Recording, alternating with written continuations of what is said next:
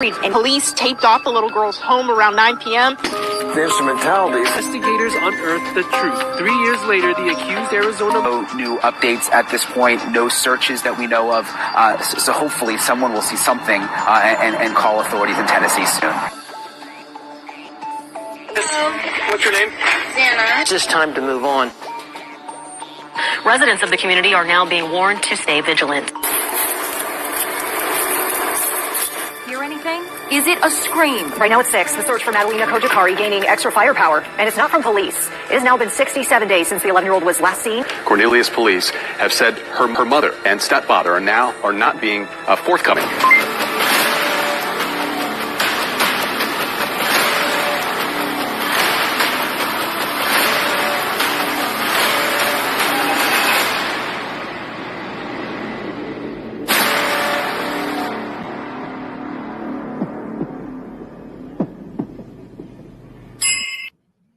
Hey guys.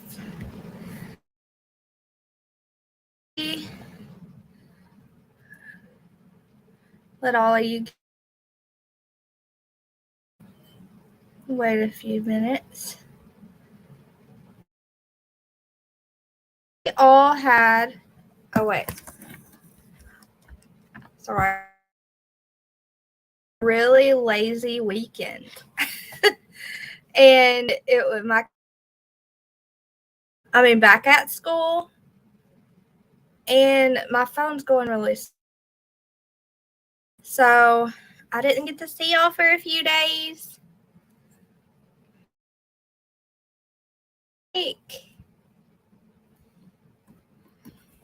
Hold on, guys.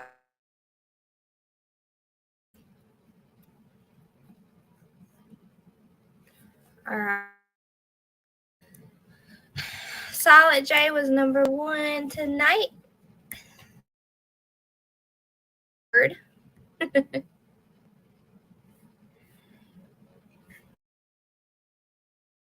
Neighbor, The Real Passing Predator, Glitter and Glam with Amy, Allison Morton. I played the 5th. All of you. Hold on, let me do something real quick.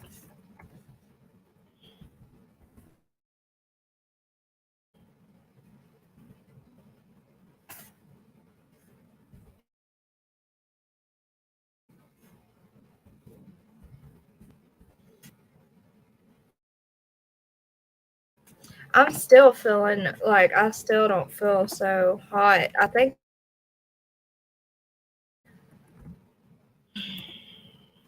the cold coming in.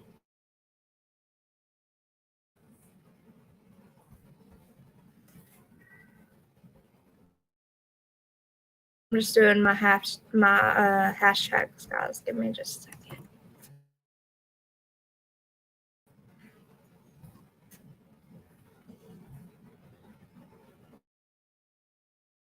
So we're waiting on Huntress. She's gonna come up with me tonight. I would just talk to y'all first for a minute. See who we got. We got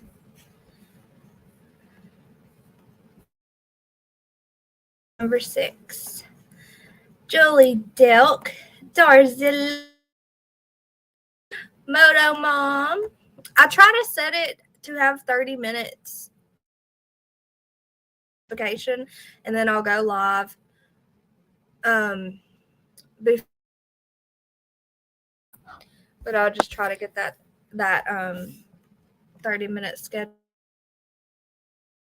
notification out. Moto Mom was number 10. Hey, Deb. Miss PJ said she was number 13. YouTube gives you so that's what happens. Hey, Angela K. Katrina Desaboo. Deborah Thompson. Chaw. April P. Love. Hey, Miss Ann. You're number 27. Really glitchy because It's been glitchy in my room for.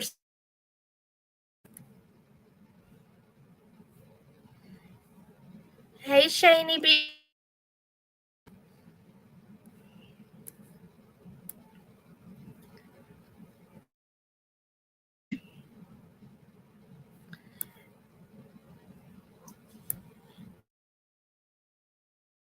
Hold on.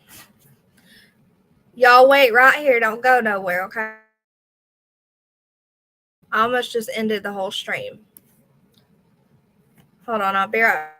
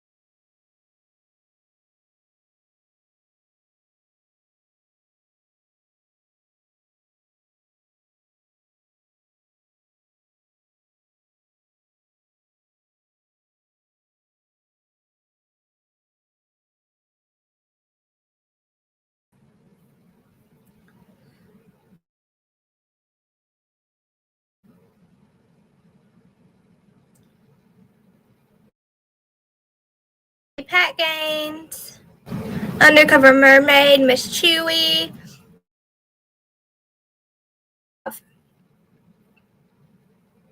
The other day. I don't get it because it says that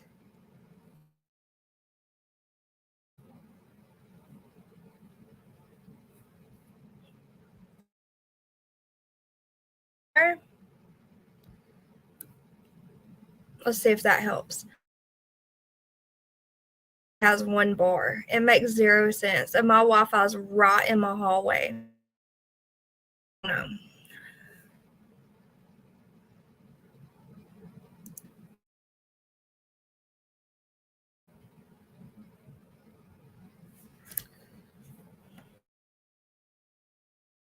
My camera off for a minute. How's it sound? Can y'all hear me? Oh, you decorated this weekend, Rhonda? Hey, Leo.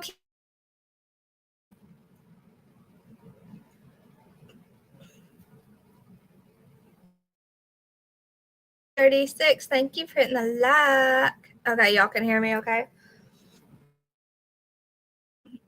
This, the Delphi murders. Because I will sit there and think, what if it were my and the friend's dad dropped them off to and then they never came home. Hey, I can't help but put myself in that. It's a heart. Joy, Moto Mom, we just had a small earthquake.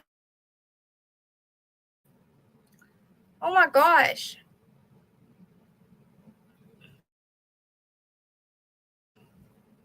I deep cleaned last week. Delphi, I cannot imagine my daughter being in that. Oh, you like my kitten? That's Susie.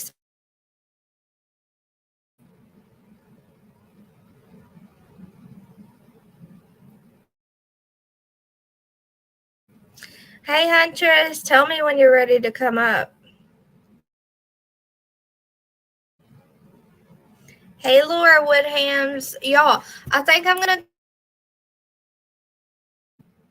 Hold on, let me see. It says connect.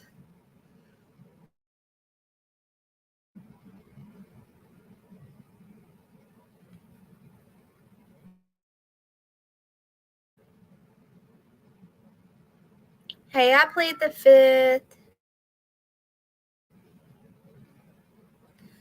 Hold on, guys. I'm gonna go try to. Oh, okay. Chat for Huntress, guys. Just Huntress right now, and she'll come.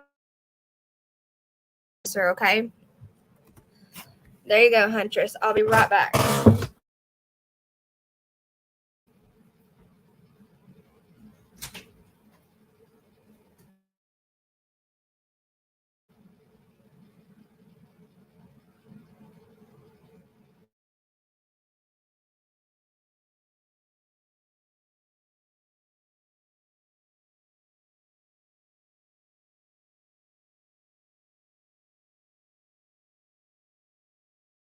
Hey guys,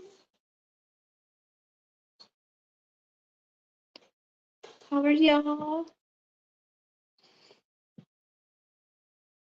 Is it getting cold for everybody else like it is here? I'm freezing. I'm not ready for the cold weather. Hey Rhonda and Shanny B and BM and Moto Mom. Hey Miss Ann. Miss Ann, I didn't hear anything this weekend, which means my sweet puppy should be coming home tomorrow. As long as there's not a drastic change tonight, he will be home tomorrow. It's cold in Philly. It's supposed to get down in the 40s here tonight. 58 in Texas. BM, I bet y'all don't know what to do with 58 in Texas when it's been in the hundreds the last couple of weeks. Yes, Miss Ann, I am so excited. A freaking relief for sure. Frost warning for you, Barbie? Where the heck are you at that you have a frost warning? Yes, you guys, I have been dealing with oh my gosh, it's been a lot the last couple of weeks. I appreciate y'all supporting me through this wild journey with this puppy dog. I have not ever dealt with this before, so it was a whole new experience for me. Not something I ever want to go through again or wish on anybody. That it was insane. And he's not home yet, and I don't know even what happens once they get home, but listen, he's coming home, so I'm excited. Hey PJ. Hey girl, hey.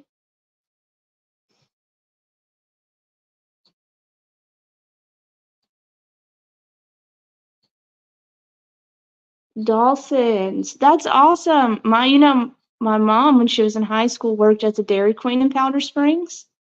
So I'm sure you know exactly where that's at. Hey, ma'am.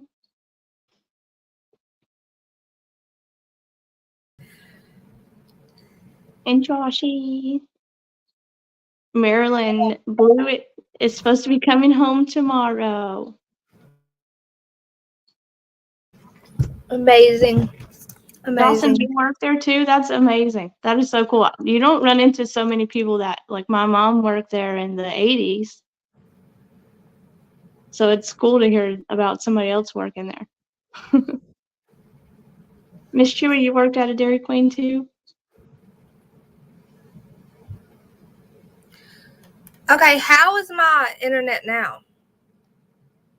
You sound good for now. You were cutting out like super bad, so we only got every other word you were saying. So I was trying to hurry and get up here, but I was like, oh, it was really choppy. But right now you sound good. I'll just have to tell you to start again. Okay, so I unplugged my Wi-Fi router and I moved it closer to my room. So yeah, it sounds better now. We'll see what happens.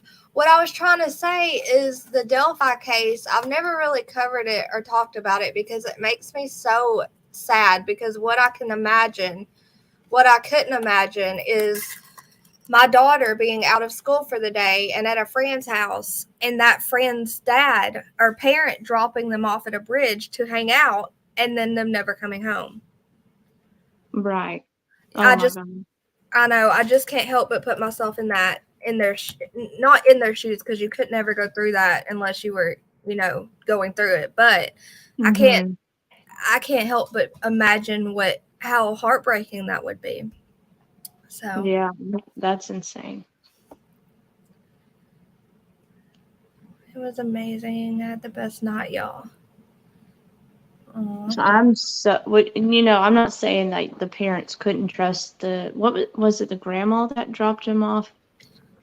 I don't know. Either way, but I'm so skeptical with who I leave my kids with. And I'm sure they probably were too. They never thought that would happen. But helicopter mom over here, I would have never left them by themselves somewhere like that. The sad, see, I couldn't say I wouldn't, because we live in a small town. I mean, their teachers were my teachers in school, and everyone grew up being my dad's best friend in school. And it's just easy to trust, it's easy to trust. And I feel like that's the kind of town they lived in, I grew up in a super small town too, where you knew, and I worked at the gas station, so I knew a lot of people there, but there was a lot of substances there too, so I don't know.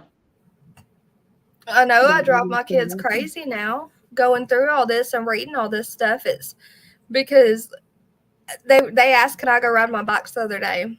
And I was like, okay. And then I went and sat on the front porch and watched them with their friends. And they kept looking at me like, what are you doing? And I was like, Bailey, don't let the ball go in the road. She was like playing with her volleyball. And she went behind the cars and I couldn't see her. And it freaked me out. I was like, I'm sorry, guys. I told y'all about Charlotte and what just happened, because Bryson says, can I ride my bike around the loop? And I was like, oh, man. I was like, listen. Sure, I'll follow you in my car. I was like, listen, do y'all not remember what just happened to Charlotte? I was like, she went around a loop. Okay, she went around a loop and she was going that fast. And they were just looking at me. I hope one day they'll understand why we are like that. Yeah, my girls have friends that live 3 houses down. There's literally like 2 houses between my house and their house. I stood out there until I saw them go in their door to make sure they made it home. There was no way I was letting those babies walk down that road without watching them. Mm-hmm. I know. I don't blame you. Hey, Pete. No, where's Silent J? Hey, Justice Jane. Hey. Oh, that sounds good. A peanut butter parfait. How's Blue? So the update on Blue is, I heard they told me no news over the weekend is good news. So as of right now, Blue will be home tomorrow. So he's doing much better. Oh. Thank God. Because you guys, I honestly, what was it, midweek? I thought we were losing him. I was so scared to wake up, because I just thought it was going to be bad news the way you were saying, he's doing worse, but they say he gets better before he gets worse. It's like, gets worse before he gets better. I called Huntress, y'all, as soon as I woke up early. She was still in bed, and I was like, wake up. We need to call Blue. I was scared to get up and call them, because I didn't want that. I didn't want to have to hear that. So I was even scared to have to call in and check on him. I know. Ma'am, I'm sorry your face hurts. It's good news that your nerves are coming, your feelings coming back, but it sucks. I'm sorry. Yeah. Oh, look at Ruby Joy. Was Ann not feeling good? I think I missed a lot of comments when we were talking. Yeah. I'm saying, if you're not feeling good, I hope you feel better. Yeah. Hey, Dawn Michelle. Hey, Dawn. Miss Ruby Joy, it is so good to see you in the comments again. Yes. I'll catch it, Miss Ann. Catch what? See, I'm missing comments. Okay, let me edit these pictures I want to show y'all real quick.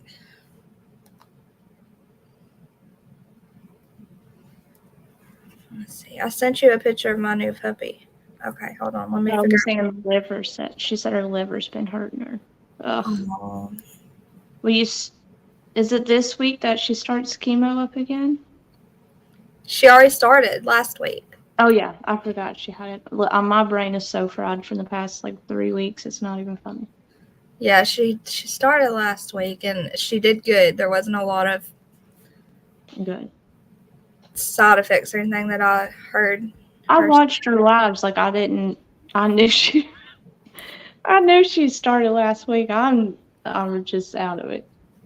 Y'all forgive me. Okay, here is Angela Kay's new baby. He's 9 weeks. Did she say 9 weeks old? He's 9 weeks old and his name's Dolly. Oh my god, he's so cute. He's got Pyrenees. Is he I was gonna say Pyrenees? he looks like a Great Pyrenees or something. Mm-hmm. Yeah, that's what Toby has Pyrenees and Lab Huntress. Those are my favorite dogs. They're the best. Yes. Well, not the best. There's a lot of best dogs, but I like Pyrenees. Everyone go hit the like button, Dawn Michelle says. What'd you say, Huntress? I said he is so cute. I'm just a lover of all dogs. If it will lick you and play, I love it. Shani B, the pumpkin spice frosty. Oh my gosh, my kids have been getting those. I haven't tried it. Angela said she's a Great Pyrenees and a Mastiff. So that's gonna be a big dog. From Israel. Oh, he's gonna be beautiful though, I bet. Yes. So you got him for your farm, huh? He's a cattle dog. That's the girl who said she named her baby Dolly earlier in Dolly's. Yeah. You had a long, challenging week, Huntress, Deborah Thompson says. Yes. And then you guys, my husband wrecked his truck yesterday. So tell him how. Let's just top off a crappier week. Why don't you tell him how he did it that? Okay, well, obviously we knew the puppy was going to be okay. We waited till Friday afternoon when we heard y'all, because I don't, God forbid somebody says I'm a horrible pet owner. No. We knew he was going to have to stay in the vet all weekend, but we wanted to make sure he was going to be fine before he went anywhere. Well, we went up the road. It's like 3 hours from my house to the Amish country. And on our way home, my husband yawned, and then he had a sneeze attack. And you guys, he hit the guardrail, and it tore his truck up from bumper to bumper on the driver's side of the truck. And now we have to get it fixed because it's dented in where the door won't open right. The bed of the truck's all messed up. It knocked it out of alignment. You guys, hey, it rains and pours in my house. We are watching from Israel, covering the war here. Dustin, Andrew, you're in Israel right now, and you're covering. Oh, bless y'all. We're praying. Yes. Oh my Rapper gosh. says hi, Huntress. Hey, Rapper. We have inside source from Delphi telling one of our reporters that they might be dropping some charges in the case. So it's possible. The way it's looking, it's possible. I own a newspaper company. That's awesome, Dustin. You can come team up with me and we can be a newspaper YouTube trio. Hey, I just snorted. Hey, Barbie's 2 bits. Thank you for hitting the like. Miss Ann says that she does she did chemo this week and then every other Tuesday. Yeah, I knew she started last week. My brain's just done for the week. Yeah. It's done. Yes, you guys have sneezed, and when you sneeze, you can't keep your eyes open. I've tried. I'll be holding my eyes open. Yeah. And I had dozed off. And so I woke up to the truck hitting that guardrail, and I fussed at him. And I was like, what the? It scared the crap out of me. A sneeze attack. Don't ever sneeze and drive, you guys. It's going to cost you a whole lot of money. Yeah, that's bad. Oh, Lenny, I'm sorry. I hope your days get better. Yeah, I hope you're okay. Like I said, it feels like everyone was down and out this weekend. Like every one of us personally, like just like a long, hard week. It's kind of, I told them it was the moon. Okay. I blamed it on the moon. I said it was the moon. They laughed at me. It also could be the weather getting cold. What does Auntie Rose say? A new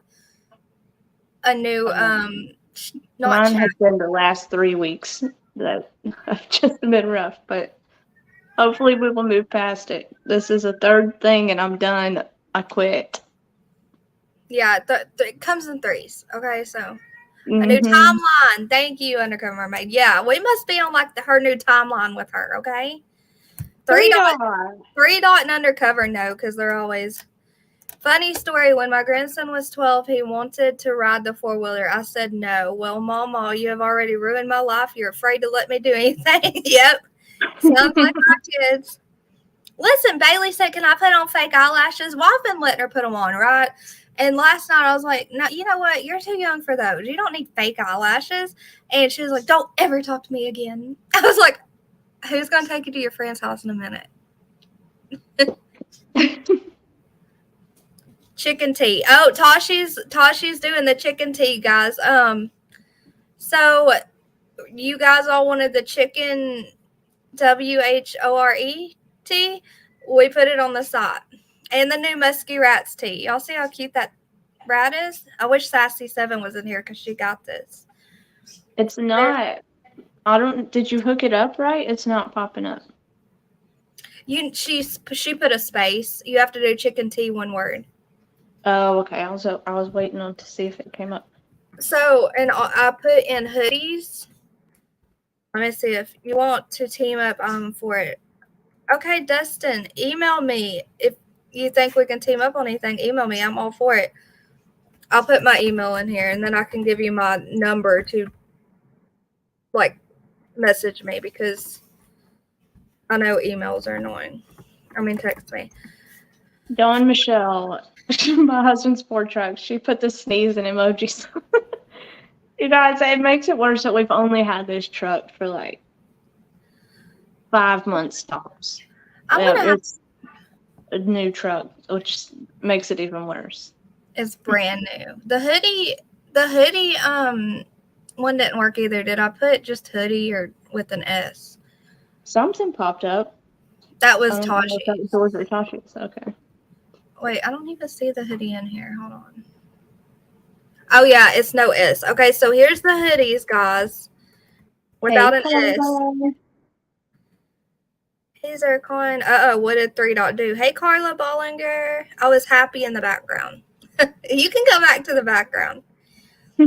Ask me a question I know triggered. What's wrong, 3 Dot? Okay, so. He couldn't not answer. Oh. He was trying to hide in the bushes and he couldn't help himself. Oh, Dave. Okay, so also here's the ornaments. I also put those on the site in case you guys want to order those without going through Cash App and all that. It's the weather for me. I have rheumatoid arthritis. Oh, Christy K, I'm sorry. What? That arthritis, man. I hate hearing when people have that. Yeah. Especially with it getting cold. It's just miserable. Silent J says, I'm here, Joyce. I'm cooking some ham. He's always cooking breakfast for dinner. Okay. Hey, Christy. Christy K. I know, Dawn. So I have my little phone holder in the garage, so I'm using my little bunny fold holder. Oh, my Lord. There it goes. Gonna break everything. I said it wrong. Breakfast. My bad. Breakfast. Oh, whatever he says. He says stuff weird. All right, so before we start, good morning, Go Show. Good morning. Before we start, if you think that Richard Allen committed those crimes, put a 1 in chat. If you think that he did not do it, put a 2 in chat. Oh, Miss Ann, we love you so much. Yes, we do.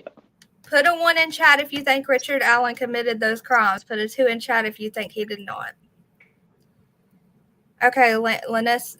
Okay, I only see yes. Y'all think Richard Allen did it so far. Hey, Jazzy Jewel. Hey, Pen 1010. Hey. Diana Crawford. You think, okay, so Dawn Michelle says 1 with possible others. Hey, Miss PJ, Lynn, GMB. Let me be the odd one out, too. Katrina, there has to be someone. Look, Tashi's with you, Katrina. Sammy says 1. Who's Richard Allen? So he is the one who got arrested for unaliving Abby and Libby. Okay? Oh, happy birthday, Green Eyed Angel. On the bridge. Oh, happy birthday, Green Eyed Angel. Andrew I gave him my email, Rhonda. Oh, Neil Taylor, I love you too. Christy K thinks that he did not do it. Hello, Mrs. Fred. Hey, Miss Fred. That's I okay. think he did it. I didn't put a number in the chat, but I think he did it. You do think he did it. That's okay. You're not running late. We just got started. Okay. So I hate to say this, but y'all know what I'm going to say, right? He did it. No. No. Actually, as I was reading, and I found out that they actually had questioned 2 guys that were in this satanic cult. What's it called? The Hey Mountain, long time no see. The Odinism. Mm-hmm. Yeah, so they actually questioned these 2 people. They were actually Odin, like part of the old Odinism cult, and they let them off. Odinist. And then you find out, Odinist. Mm-hmm, Odinist. And then you find out, hey, Kathy S., hey, that their unalivings, they had all the Odinist symbols. They had one of them, guys, big trigger warning. One of them allegedly had their blood drained. Their blood drained, but the blood wasn't on site, okay? But the blood was all drained from their body. And you know who would take blood to drink it? You know, allegedly would be an Odinist. Okay? And they also had that F in the tree. It was an F, right? They had those little stick figures that were cut with, I don't know if they're actually figures, but sticks laid a certain way that were cut with a knife, like they prepared them before they went to commit this act. And what more was there? There were a lot of Odinist signs, okay? And that's the only thing that makes me think Richard Allen did not do it. But then you look at the bridge guy who says, guys, down the hill, and he looks like he would be Richard Allen, you know? And Richard Allen looks like he's getting eaten up with guilt. And he also confessed to his wife over the jail phone. So which one is it? You know, like runes. Yeah, runes. Those are the symbols, huh? I have to send my mom something for Chloe. If it kicks me off, I'll come right back. Okay. Yes, Zircon. Only Richard Allen's attorneys has stated any of this. So we don't even know if it's true. Okay? We don't even know if it's true. It's just what his... We love you too, Green Eyed Angel. I hope you had a good birthday. All we know is this is what they're trying to say to get him off. Get Richard Allen off. Oh no, Darcy. Darcy's in Facebook jail. What did you do? What was the reason that they gave you? Careful, you guys. Some lovely people are going around having us put in jail on Messenger. I can't respond to anyone until tomorrow sometimes, so just be careful. You think it was a made-up story, Lynn? Well, I am very eager to see the photos, okay? Because, you know, the crime scene photos. Because if this really happened,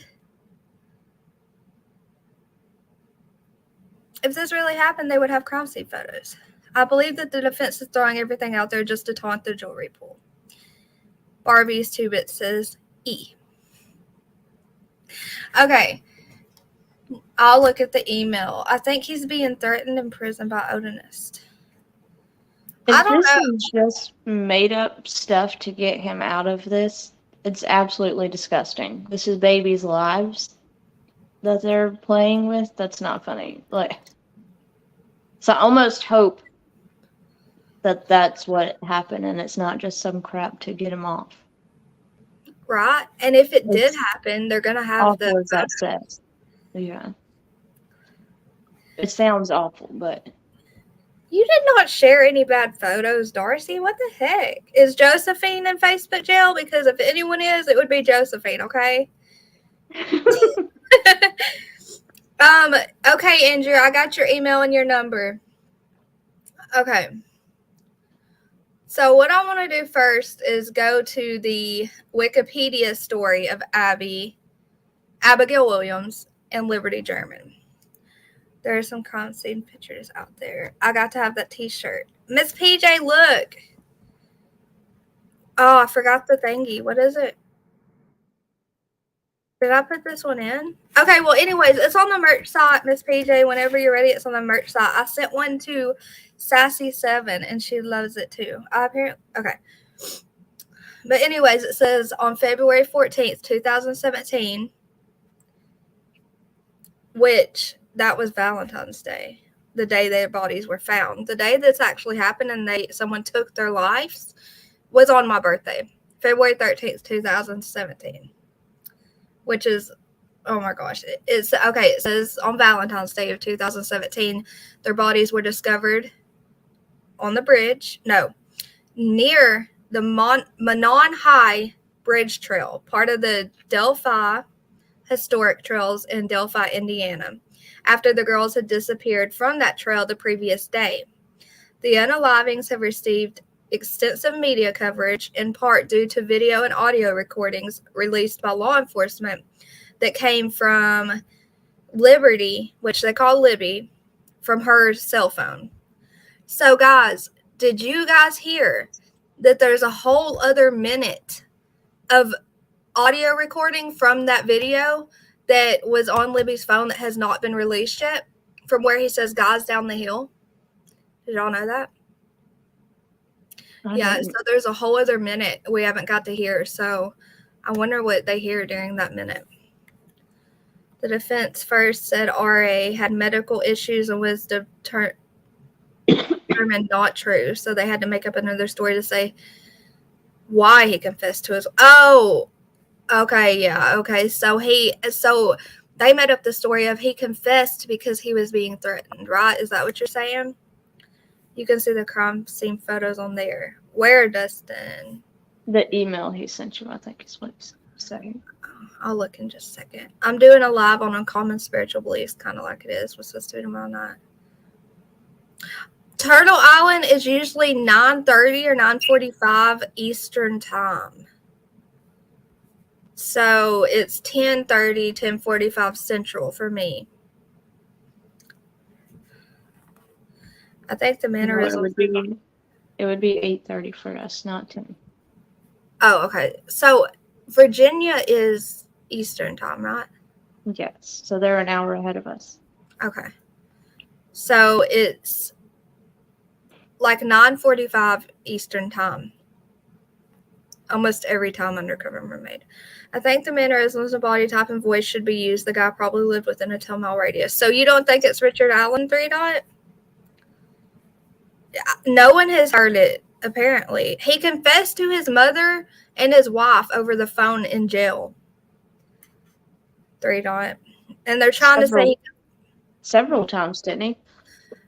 I don't know how many times. I've heard once, but I mean, he could have said more. But they're trying to say now, his attorneys are trying to say he confessed because he's being threatened by Odinist in jail. Oh yes. I heard I heard someone say that you could hear it caulk in the video, which First theory was a pedo ring, then a cult. One does not necessarily exclude the other. Threatening his wife and kids. Tashi, I just want to comment on so much. Y'all, I went down a few rabbit holes on this case after researching those stick symbols. Is there anything you want to tell us, Pat Gaines? Because I haven't researched those symbols. I wonder if they could do a voice match. Oh, look, Huntress. He confessed 5 times. Good Lord. Libby's grandparents have heard the whole audio. Yeah, there's no Turtle Island tonight. It's going to be tomorrow. All right, so.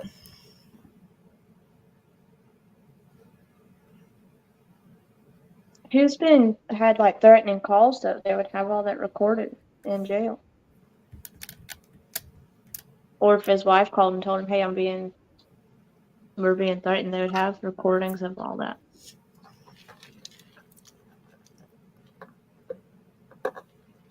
Hey, Kathy Blanks. Hey, Miss Kathy. So here's a little bit that the Wikipedia says, just for, facts, what we do know as the public. We know that they were dropped off by Libby's older sister. I thought it was their dad. Libby's older sister at the bridge. The girls were hiking on the bridge. And at 2:07 p.m., Libby posted a photo of Abby walking on the bridge. We've all seen that photo. I didn't want to put that. I almost used it as my thumbnail, but like I said, I just didn't want to. That bridge was one of the last places they were, and that just. Hey, Teresa M. Hey, Teresa.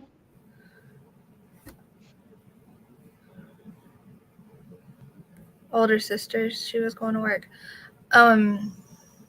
Anyways, she posted that photo, and right after that photo, they were not heard from again. They were reported missing at 5:30 after they'd failed to meet Libby's father. Okay, so he was going to pick them up. At 3:15, the families initially searched for the girls themselves before calling the police. Authorities, who quickly searched the area, did not initially suspect foul play in the disappearance. However, this changed when the bodies of the girls were found noon the next day, about 0.5 miles east of the abandoned bridge. The bodies were found in the north bank of Deer Creek, and they were found on that guy's property that has since passed away.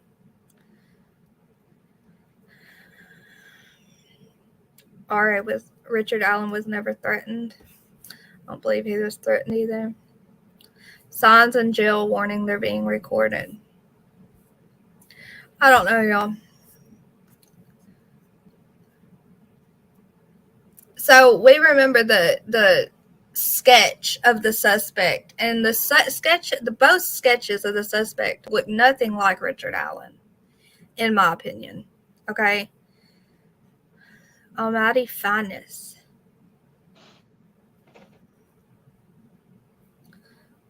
So did you see the sketches, Huntress? No, I haven't seen the sketches. I've only seen pictures of him, of Richard Allen before he went into jail and then now. Okay, which is hold a on. huge change, in my opinion. Heck yeah, he looks like he's being eat up with guilt. Yeah, why would you? I mean, you don't look like that for nothing. So there was a lot going on. Hold on, let me not get ahead of myself. Let me show you all these sketches.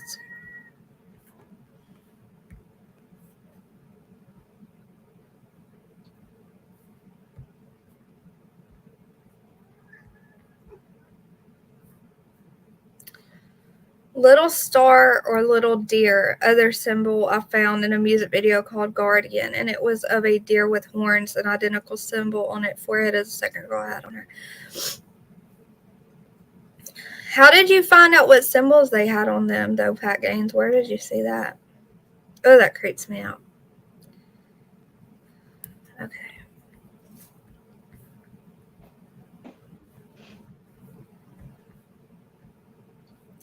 Okay, so here's the sketches, Huntress.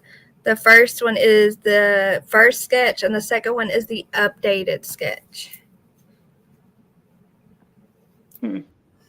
And I don't think either of those look like Richard Allen.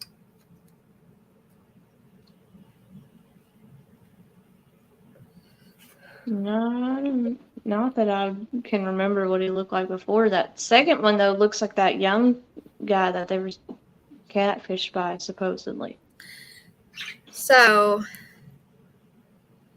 this was the man they were catfished by. He was portraying himself as this model guy. Oh, shoot. That top one kind of looks like him. So, well, maybe not. Oh, Lord. Maybe the bottom one. I don't know. I had to cover up his stomach. I was scared I'd get Yeah. a nude thingy. No, they don't. The cult Odinism like to dress up in animal skins and wear deer antlers on their heads. Oh, that's right. I feel like these weirdos are going extinct. You need to shame these creeps from the very beginning. Kind of a combination. Honestly believe he could have kidnapped and unlocked the girls in a group, but he has involvement.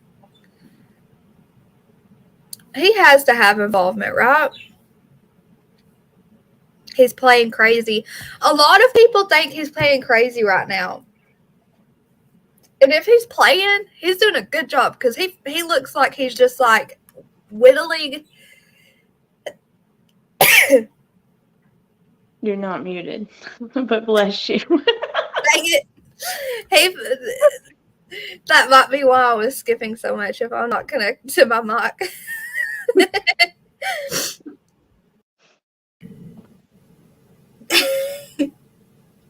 Dawn said his name was Keegan Klein. Yeah. Okay. He is the one, if I'm mixing up cases, I'm not meaning to, but isn't he the one that was eating all the papers? He wouldn't eat food, he was just eating paper? Richard Allen? Yeah, trying to pretend he was crazy or something. And he looks really sick. He looks really bad, y'all. Personally, I think anyone capable of doing the crime would be rare. They're capable of feeling guilt. Yeah, you know what? That makes sense. Like, he's probably not dying of guilt because if you can do that in the first place, you don't have a soul. Okay, you're not. That makes sense. I also thought if they weren't SA'd. Okay, if they weren't essayed, which I don't know if they were or not, I haven't heard anything on that.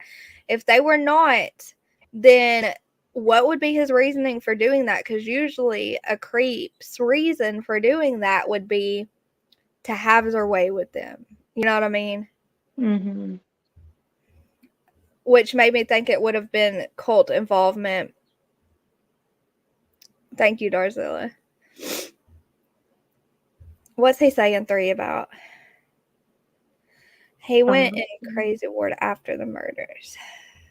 Oh, my nose is itchy, y'all. Thank you, Miss PJ.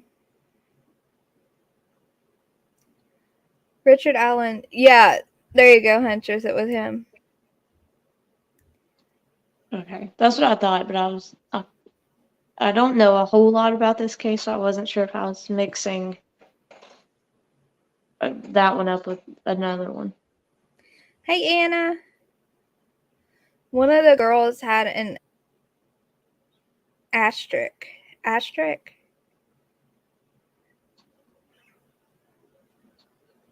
No, that's not how you say it. How do you say that word? I thought it was asterisk, but maybe I'm wrong too. Oh, come on. I'm going to do 7:30.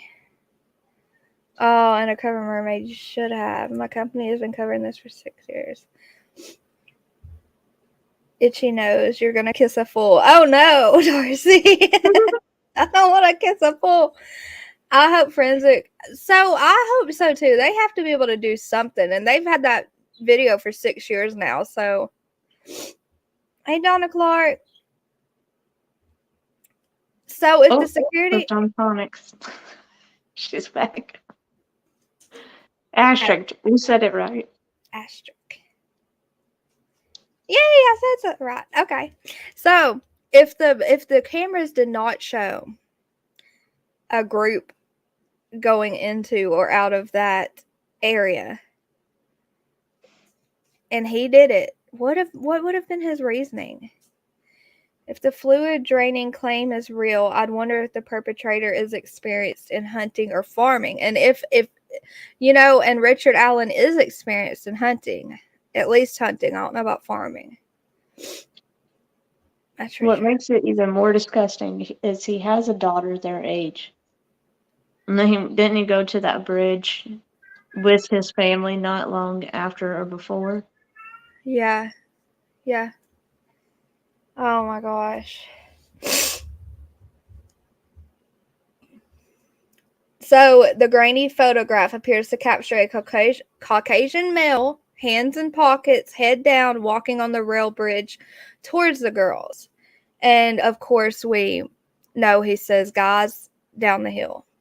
A few days later, the person in the photograph was named the prime suspect in the double homicide. On February 22nd, law enforcement released an audio recording during which the voice of the suspect, although muffled, is heard to say down the hill. Okay, so we know all that. Hunting would definitely give them the know-how of the draining the fluids. Yeah. But what would be his reason to drain the fluids, and where's the blood? Because it wasn't at the scene. Why would Richard Allen want the blood? And why was there one unspent shell there? Pew-pew shell. Or bullet. The senior pictures with his daughter on the bridge were before. She's older than Abby and Libby. Mm-hmm. Wait, what did... Okay, she says the asterisk on a keyboard is the 8th key. The 8th key is the scale of musical notes is do, which means female deer. And how did you find out? Where did we see that, Pat Gaines, that was one of the symbols on the head of one of the little girls? Yes, anyone with experience hunting learns how to drain fluids. Yeah. Sounds like rumors. It does, 3 Dot. Like, I hope they have pictures of all this at the crime scene. He also took pictures for his daughter for... Oh, yeah, okay, we just read that. Okay, hold on. I'll look at it in a second, Dustin. Thank you. I'm going to find where they were talking about...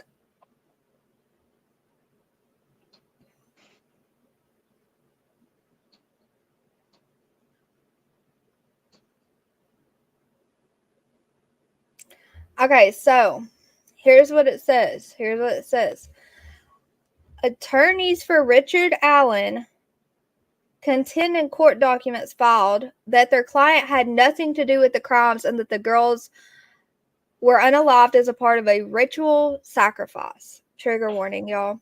The attorneys said in a 136-page document that 13-year-old Abigail Williams and 14-year-old Liberty German were unalived by members of a pagan Norse religion and white nationalist group known as Audonists.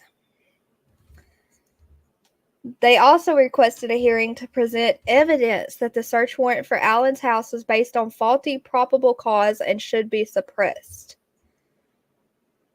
Members of a pagan Norse religion called Odonism. Odinism, thank you. I don't know why I keep wanting to say Odinism. It says that the attorneys are trying to prove that they ritualistically sacrificed the 2 girls. They say absolutely nothing links Richard Allen to this Odinism or any other religious cult. The attorneys claim that the 2 groups of Odinists, one from the Delphi area and one from Rushville area in eastern Indiana, were investigated for their involvement in the crimes. They say investigators found multiple ritualistic symbols at the crime scene, including the way Liberty's body was positioned.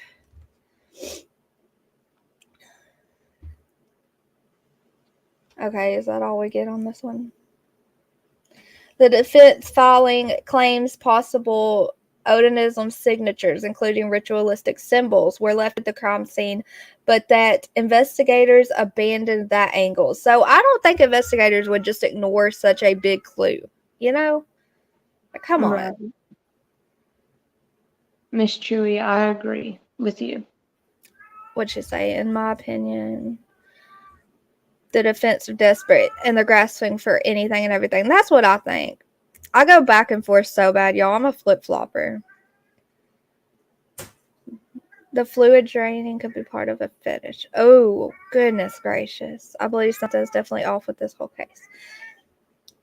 And we all heard that part. It says the girls' bodies appeared to have been moved and staged like they were unalive somewhere. Sunshine. Like they were unalive. Oh no. Meow. Like they were unalived in another spot and their bodies were moved there. And that would explain why there wasn't the body fluids there and stuff. Those people were looked at and they have alibis. So there must have been some kind of Odinism symbols there for them to have targeted and questioned the two members. Right? In the first place. Right, Lynn?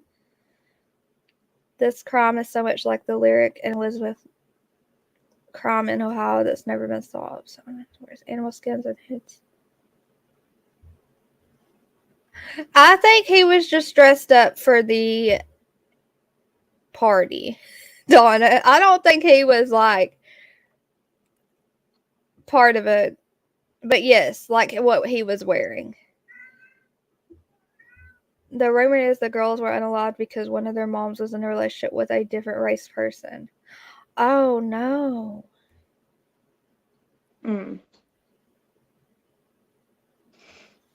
I could see that though. You know, like that's not too far-fetched, honestly. Dawn, you want to come up and talk to us about it? Joyce, have those girls' bodies ever been found? Wait, what girls? Let me see.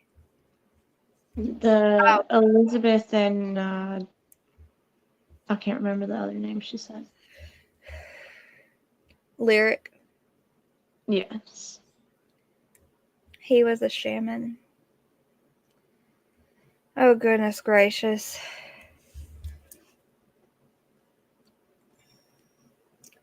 It says that Richard Allen's attorneys also named several potential suspects that have not been charged. Who is a shaman? Zircon. Oh, the guy who got arrested at the Capitol.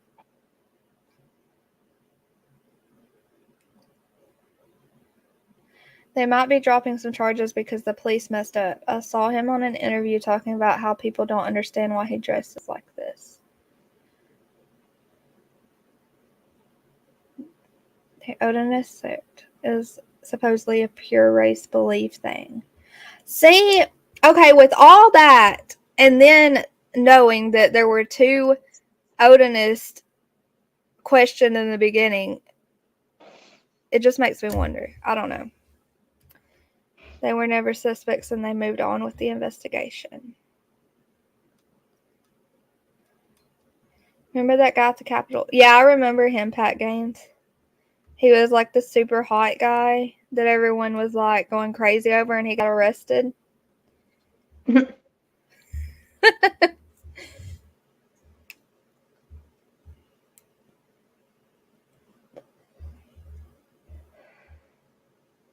Okay, let me go look at this email.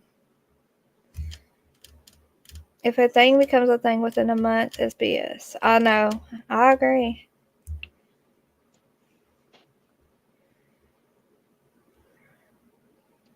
I know they were cleared. It's just a coincidence, you know?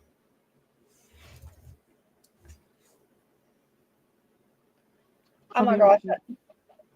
Huh? What were you going to say? Okay, you say you'll be right back. Yeah. Okay, here's what Dustin sent. The source we have is telling us that Alan is not the man and they really do not know who really did it. It's super hot.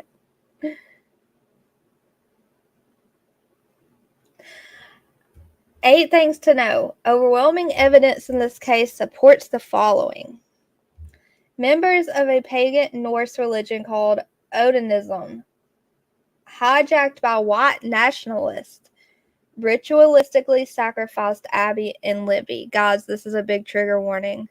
Yeah, this is just one theory out of all of them. And there's gonna be a million theories on YouTube, and it's probably just gonna be as simple.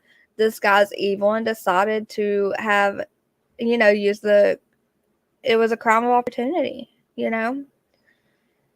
Hey, Chris Marie, how are you? Remember, they got Time and Life and Alive one, I think. Who, Kathy? You want to come up, Kathy? Does anyone want to come up and talk to us about it? Very early on, those charges. No, I'm sorry. I'm trying to think of where I can put my phone. This is such little writing. Very early on, those in charge of the Delphi unaliving investigation claimed that they consulted with a Purdue professor concerning what resembled possible Odinism signatures left behind at the crime scene. After the Purdue professor proclaimed that it was not Odinism or any type of cult worshipping or any type of the group that would have conducted the crime, that angle was essentially abandoned. Okay? Okay, Dustin. Alan is eating paper because he is starving. The cult is messing with and or withholding his food. I can't say Odinist because the name is being used by white supremacists. Drop the link. Okay, y'all come up. Whoever wants to come up and talk about it. I'm telling y'all, I never covered this case. It makes me sad. It makes me sad talking about it. And it makes me sad to know that the parents are, they could see all this on YouTube and it's just, ugh.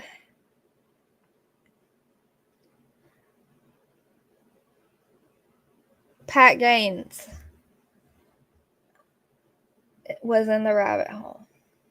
However, as of September 7th, 2023, the leaders of the Delphi investigation team claimed that they could not identify who this professor was. They have provided no reports from this professor and have further indicated they may never find out who this professor is. Based in large part upon this mystery professor's opinion, the Delphi investigation leadership claimed that it essentially abandoned considering Odinite involvement in the unalivings. And then the years passed. 2018, 2019, 2020, 2021, 2022. That was a tongue tie. Thankfully, during those passing years, law enforcement officers Kevin Murphy, Greg Ferenczi, and Todd Click continued to pursue the truth because of their custody and investigation efforts. The evidence establishing the names of the likely unaliving members of this Odinite cult became known to the Delphi investigation leadership no later than February 2018. Due to either incompetence. Okay, so this must be the... Okay, this must be the whole night. That's going to be a lot to read.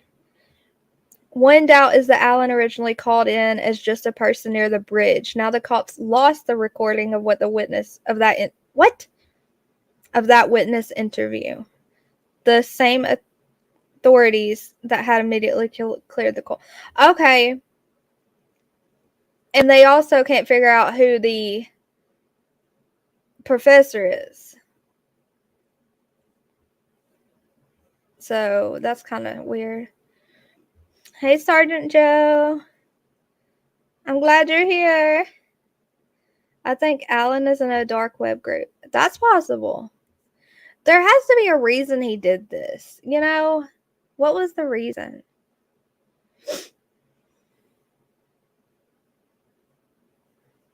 I know, Mountain. That poor family. There's confessions. I know, 3 Dot. That's what I'm saying. He confessed. Andrew, can I see? I mean, Dustin, can I? Oh, he fell out. I was going to ask if I could see his face super quick. You will even see on YouTube many religious groups say it wasn't Odinites. I really think it might have just been Richard Allen being a demon. Okay?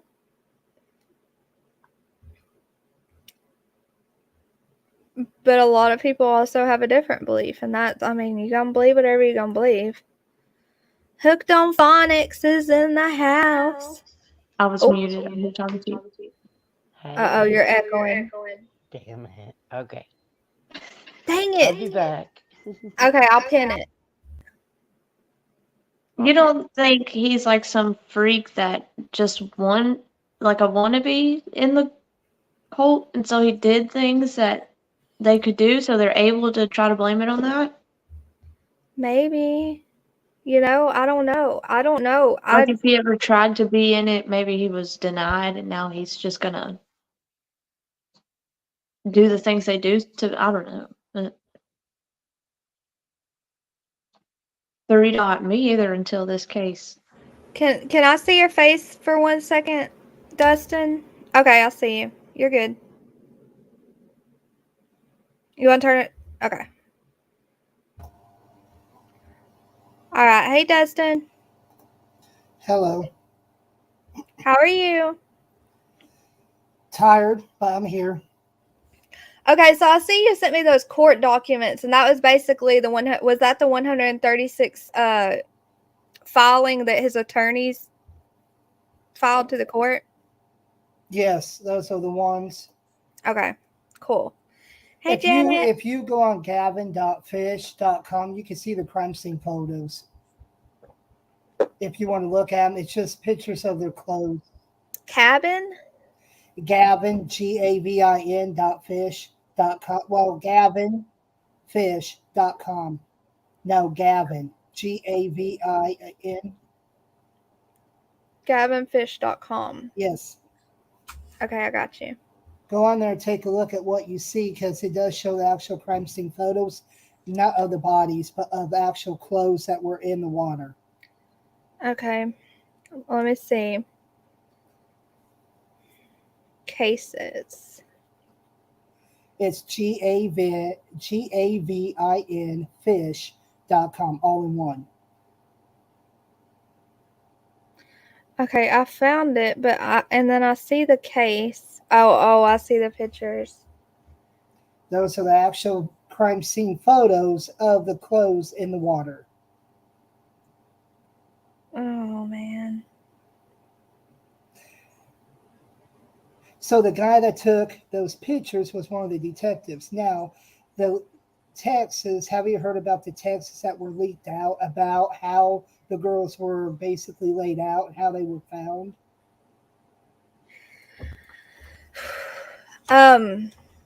Okay, ask that again. Sorry. I gotta turn my volume up. Have you actually seen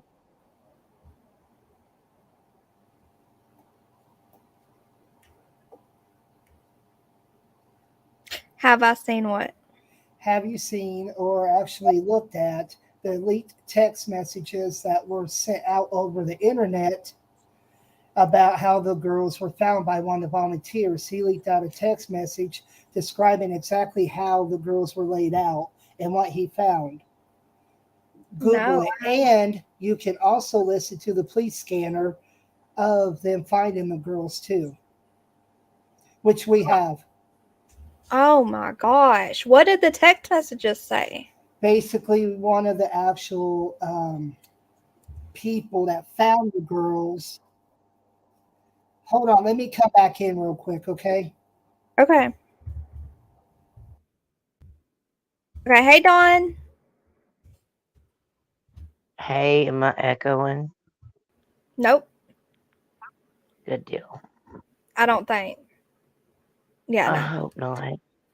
I thought the girls were catfished. They were catfished through social media, 3 Dot. They were catfished by this creeper right here. Okay? They were catfished by this guy on the what was his name? Keegan Klein, And he portrayed himself to be this cutie Andrew Schott. Mm-hmm. He pretended to be a guy named Andrew Schott, a model. Oh my gosh. Do you know where they catfished? He catfished them. It was on some social media. I was gonna say Calvin Klein, like an idiot over here.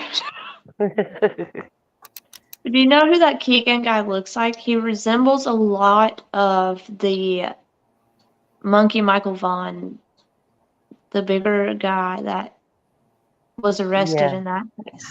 Yes, the creepy husband. Yes. Hey, Grandmathon. Hey. Sergeant Joe, I have not seen that. You can email me the link. That's crazy. Okay, Dustin, did you do what you had to do? I'm back. Okay. So basically, the text messages that was leaked out was by a volunteer that found the girls, and he was texting one of his buddies that was actually another volunteer who was supposedly be a friend with the sheriff, and let them know how he found the girls, where they were located, and how they looked and everything. And so those text messages are about 95% correct of exactly what the girls were basically, how the girls were found, I should say. So do you remember what it said about how they were found? Like, you can Google it. Hold on, I'll look.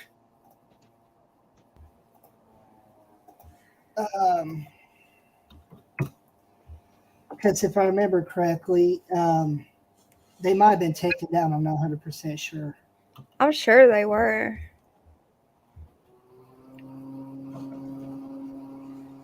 Hey, 3 Dot. 3 Dot. Oh, he's yeah. This is why we were called crime scene sleuths. We look at everything. Yeah, we do look at everything. And people do not like the YouTube crime scene sleuths, let me tell you. Or true crime sleuths. Huh? Those poor babies. Oh no, look how beautiful. Look at. Oh my gosh. They were what, 11? How old were they? 13 and 14. Okay. So here, this is their shoes in the water, or a shoe. That's telling how that was photographed. This is, what is this? And those are the actual real 100% actual crime scene photos. Yeah, I can tell that. What is this? What's what? Right here. It's the bodies. They bleeped it out because of that. So he only showed what they found of the clothes. Yeah. Okay. I thought you said, oh my gosh, you scared me. Okay. So this is a piece of clothing. That right there is a pink sock they found. The other one is a shoe. Hey, Winnie the Pup. That's a shoe. That's Libby's shoe. And then the one to the far left is underwear, a shoe, underwear, shoe, and a t-shirt. Oh yeah. Oh my gosh. So that's the tie-dye shirt that Abby was wearing. That's one of the girls' underwear, and that's Libby's shoe.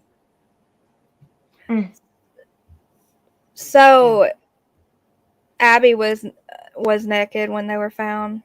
From what we understand, from what we found out, and from people we interviewed, it's either two ways. Either Abby was or Libby was. They wasn't 100% sure. And from what the prosecution is saying is that they're kind of going based off what they were told by the prosecution. And so the defense is kind of going like, okay, which one's what? So they don't really know. Nobody knows except the prosecution of the actual photos. Now, there is a photo out there of the bloody F on the actual tree that's upside down.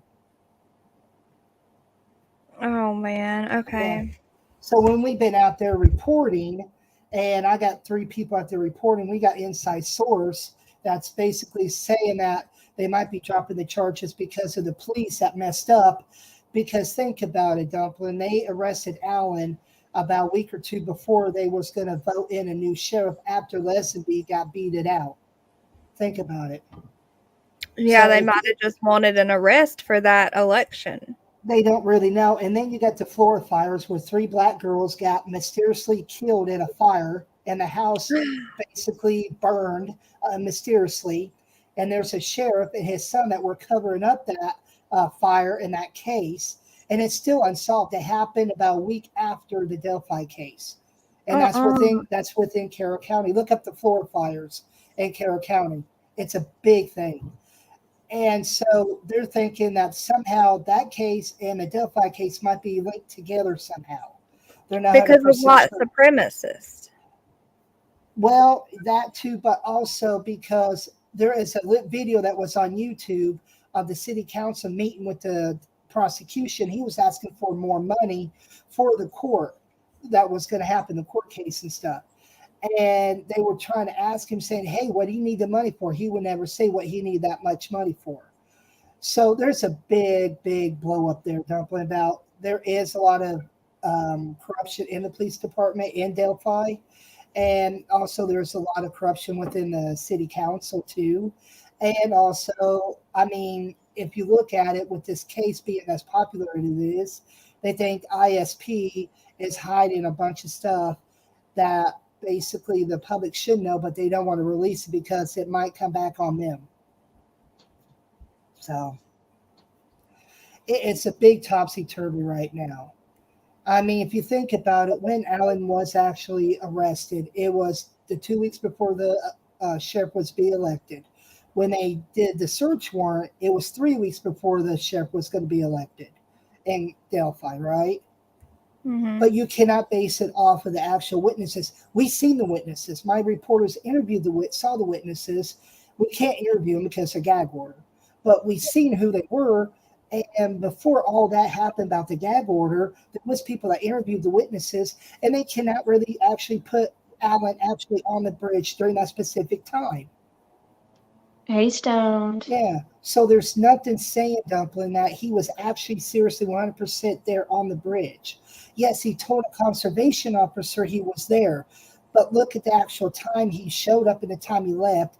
And they told in 2 different reports that the girls were killed at 1:30, but also 1:45 in the afternoon. He wasn't there at 1:30 or 1:45 in the afternoon. He left. Yeah. Hey, RJ. Zircon wants to know when the next court date is. Next court date is going to be next month. Sometime. They don't know exactly when yet. They're trying to get it for next month, the defense is, but it's going to be up to the judge when she sets it. But so you picture all of it together, Dumpling, is that the girls was dropped off, okay? So we're going to start from A. A, the girls were dropped off, okay? And B, Allen shows up and was on the bridge, okay?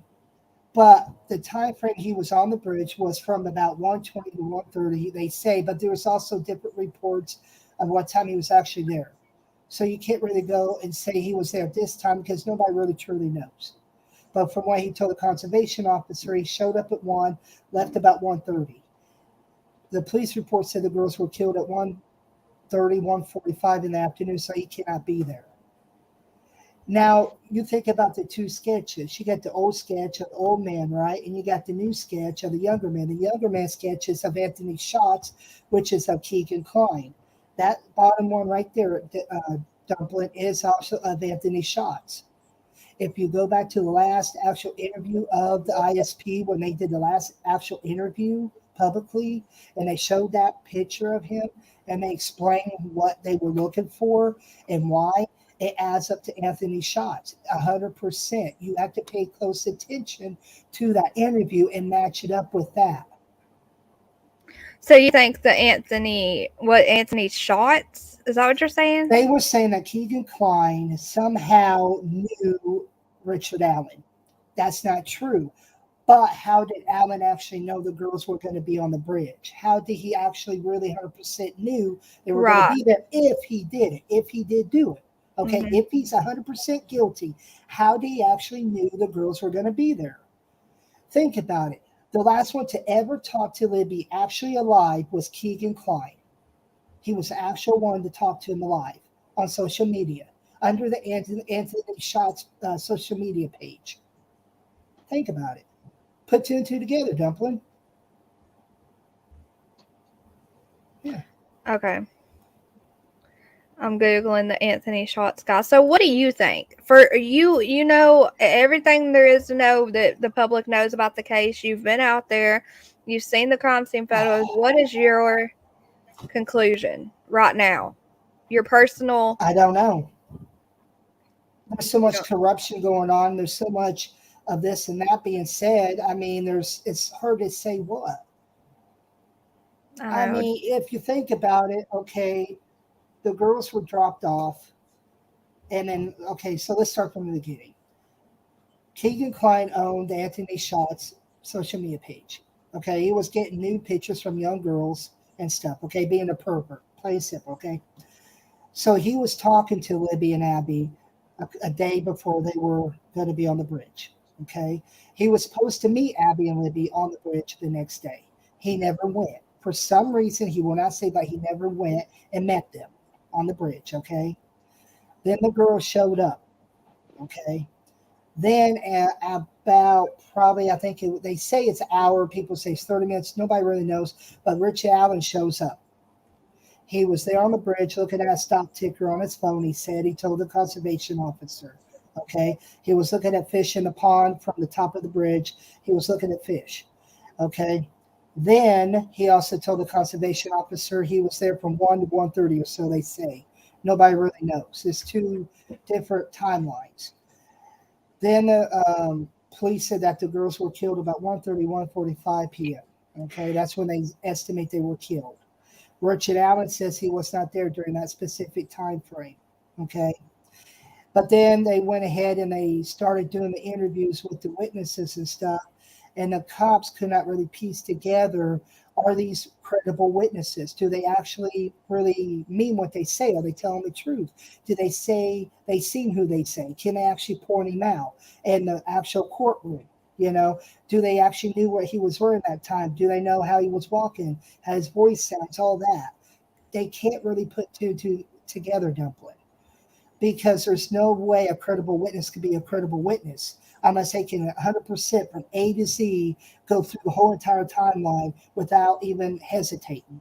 Then that could be a credible witness. From all the court cases I've seen, out of 100 or close to 200 court cases, serial killers and stuff, I can name 5 credible witnesses that are actually 100% credible, without a doubt. Okay, we've got someone in the backstage. I'm going to bring you up. He showed me his face. I can prove why. Okay, I'm going to bring you up. Hey. How you doing? We've Good, how talked are once you? before on the D.R. Coons case a while back. Oh, okay. So I'm going to make it simple. It's critical thinking. Okay. The water was cold at 36 degrees. Keegan's 5'4". Abby's 5'4". That would be up to the waistline. Do you see how hard it is to cross a creek? It's very cold and running. Yeah. Plus, the dam raised that day from 2 to 4. Also, I'm thinking, hopefully you guys get there, explain how a phone gets turned on at 2:39 in the morning, which the assistant chief told everybody. This is my proof of why Richard Allen could not be the killer or have anything involved in those things. Okay, okay, explain it a little bit more. Okay, when the dam opened up, it was like about 3,000 cubic feet. Mm-hmm. It raised up to about 5,000 that day. That means the water depth got higher. For 2 of the 3 to cross, they would have been at waistline. and you're doing this at 36 degrees temperature water on February 14th with basically glacier water and snow being in that water. Can you imagine how cold this is? Hypothermia would most likely kick in, correct? Mm-hmm. Yeah. And then on top of it, Libby's missing the shoe. Do you see how difficult this is going across a moving creek? We know a moving creek, you don't need that much of water to make a person fall or a vehicle to float, correct? Mm-hmm. That's why I'm saying I don't buy that these three went into that creek, which at the beginning it would be possible. The far end near Ron Logan's land, two of them would have been waistline. Okay, so so who could have went through the water? Who could have made it through if it weren't? I'm saying is I don't buy where they think the downhill is. Oh, you don't think? Okay, so I get what you're saying. You don't think that? What I'm saying is everyone has listened to a third person editing. They had to edit that whole thing out to get the voice and even try to get it clear enough. Same thing with the video. If you watch the walk, why does it black out? That's not possible to black out. That's two spliced videos, and they zoomed in on the subject. If we, the public, is supposed to make an assessment and we want to keep it factual, why don't we have the actual recording and all that Libby did, not a third person? There's a whole nother 1 minute part of that we haven't even heard, you know? But there is. You can find it on the internet. They have a clearer version of this. They had to do a lot of editing and all to even take out Abby in the scene. Really? Like, to me, I think the best person that said it perfectly was Abby's uncle. When he went on a screenshot, which a lot of people, including myself, spread out throughout the years. He stated, quotely, Libby was the target. It was pre-planned. And his big emphasis was they knew what they were doing with Abby. This is even before Carter even stated anything. So how and why would an uncle know so much, which he's telling another person what basically happened? I know who that one is. I'm not going to give names. That lady wanted the truth. She got it from Dave Erskine. That information of screenshot got out by a bunch of girls in this thing called Girls Rule on DM. Eventually, a lady that I know posted it out. I eventually grabbed it, screened it out. Other people screened it out. And that's how this Dave Erskine screenshot and conversation has ever came about. It came out in a rumors group, just like the Odin's thing. That was brought up in the rumor speculation. And I'm glad you guys are talking about it. I just think a lot of people need to get to try to the limit parts. Like, it's good to discuss. Mm-hmm. And I think I get where you guys are going with it. I'm just saying, to me, being around this case long enough, I really don't see how one person did this themselves when there's been enough indicators, even by law enforcement, of the investigators, telling us it's been more than one. So you do think that, do you think it was a group of Odinists? Is that what you're saying? I don't think it's an Odinist. I think it was just a group of people that might have had some reference of Odin. I could say it's Wiccan. I could say it's Gothic because I know there was a Gothic revival house nearby. But that to me is speculation. Like I said, I believe it's been a group thing. I think that Richard was the patsy out of this whole group. The scapegoat. Well, since you had the FBI and Homeland Security in this, and you had the ISP, those three don't have to really follow what county does. If you think about it, all of them might be playing this little game, trying to find out who the real, we call weasel in the box is, the main person, the one that is about power. Yeah. I think Dustin might want to say something to you. Turn his camera on. But Daphne, as I stated at the beginning, I never covered this case, so I thought I could learn about it with you guys because that's what we do here. Yeah, I know you guys doing that. I'm just glad you guys are doing it, and you gave me the opportunity to say things. Mm-hmm. Itself, I know in myself being passed on it, I've had my past problem of trolling because of this. But I realize it's wrong. I also realize, being a sober person now, what I hope everybody does is they're looking for the justice for the girls. That's the main thing, is the justice for the girls. Regardless if they have thought about the accused or not, we should just at least think for the girls. Yeah. I agree. Gramazon says, why target Libby? Well, if you based on the early rumors, a lot of people thought it was based on the dad and his past. And what do you think about the rumor about the mom being in a relationship with a different race? To be honest with you, I've never heard that. I know about Carrie itself. I don't think that was true, and whoever brought that rumor out, that's wrong. So she wasn't dating. I respect Carrie too much. Okay, it's just rumors. Which one of the girls looked like Alan's daughter? I wouldn't really know. Oh, I was just reading out loud. I don't know who Alan's daughter is. He's like, you're questioning me. No, I was just reading her comment. I wasn't asking. Okay. I was just trying to figure. I was just reading out loud. I'm sorry. Yeah, I don't know either. Hey, Win and Wim. Lynn says, prove it.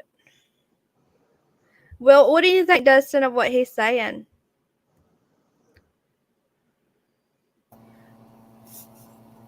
Probably about 50%. Well, I would say about 80% is correct, but you have to go back from where it begins of Keegan Kline, because Keegan Kline was the one that had that Anthony Schatz profile.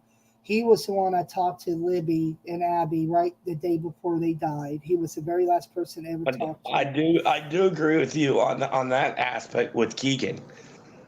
To me, and another thing is how did he know?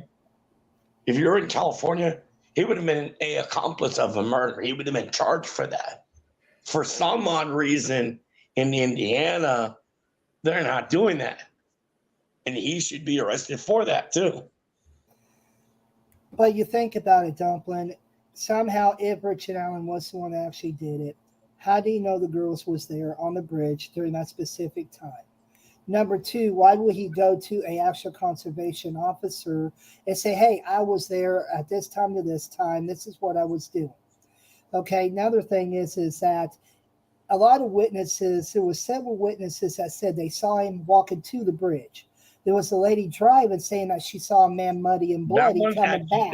The driver part has been, if you base with the defense, has actually disputed that claim altogether from the investigating officer, Leah. But they know that they said that delay from the driver that was driving is not really credible. The girls, they say they could point him out, but then they said that they kind of got a glimpse of him. They really didn't know if it was exactly Alan or not. So, excuse me, now they're changing their stories in a way. But then you also think about it. Then you think about, okay, his car. Where I've been to the building where the actual camera is. You look at the camera's angled towards the main road and the side road where he went. But it did not pick up his license plate or his actual car. It was kind of a blurry picture we heard. But then we've also heard that it was a clear picture. Nobody truly, honestly knows. Nobody does, because there has not been actual pictures out there to prove that 100%. Okay, but number two, if there was clear pictures, how could they actually see his license plate when he was driving away that far off? Because the way the camera's angle, it's not angled down, it's angled outwards. So I don't know how they would have gotten that. And number three, and the other thing is that when they did the search warrant, like I said, it was before the sheriff got elected, the new sheriff, Liggett. Then you think about it, they arrested him about 2 weeks or so before Sheriff Liggett got arrested. So you got to put all that together into one whole piece of the pie, Dumpling, and you got to actually look at it from the outside in and the inside out. Do you know what was the reason why supposedly they had some of the searching going? I've talked to several people. There's so many different conclusions. I cannot really honestly tell you. I can tell you what I've been told and heard was apparently Alan stole some stuff and neighbor complained about it. Yeah, that's what we heard too. That's exactly what we heard. Here's the thing I'm looking at that is, because that's kind of like odd of doing this, which led to searching for a murder. He isn't charged for that at all. There's nothing in any public information out saying why he was being for that. And three, if it's a neighbor, there's one neighbor that is family. Nobody knows who that neighbor is that supposedly made the complaint, right? Yeah, that is true. Well, then, but we also heard there was. I came to find out about this because it was mentioned about Alan's daughter, and I can't say it's true or not, but I do know that Cody had a relationship with a Jennifer Allen, and that statement in the rumor groups are saying that Alan's daughter is Jennifer. Okay, both of you, Dumpling and your friend there, both of you, listen to this. When Ives was actually interviewed, okay, and we talked to him off and on too, okay, but when he was actually interviewed, he said this. He said the crime scene was very odd, very weird. It was not a normal crime scene. It was something they have never, ever seen before. And he specifically said that the crime scene itself was actually staged, meaning there was two separate crime scenes. One was false. One was actually the real, actual, true crime scene. The defense never mentions that into their actual discovery or whatever. The prosecution hinted it when they made their press conference. They kind of hinted it. You realize there's one witness there's two witnesses in this case that their names haven't been mentioned in a while. One is Robert Ives, the former DA, and I can go quickly on what he said at the very beginning. And also in the scanner, what happened to John Weaver? That changes the timeline. Was he the one that was in the police scanner that said that somebody ran into him and he said they found the girls? Was that him? Yeah, they started off as being a citizen, and then they came to saying the citizen is John Weaver. Dumpling, you need to go on Google and YouTube you have told Pleasanby in that scanner said twice, we cannot confirm this. The problem with that scanner, for me now, there's no timeline. You don't know when that scanner call was called. No. What do you want me to listen to on Google? Go on YouTube, Dumpling, and listen to the police scanner that we're talking about. And listen to it very carefully. I mean, really listen to it. And you'll see exactly what we're both talking about Weaver. You'll know before exactly. You play the scanner, and I wish I had all my notes with me. I want to, because I think you remember a lot of things. Some people don't. Do you remember Robert Ives at the beginning in March of 2017, about the 5th day, he came out in different ways of saying that the killer or killers most likely met the cop, and or within the probe of it, somebody actually gave the name incorrectly in an extremely likely way.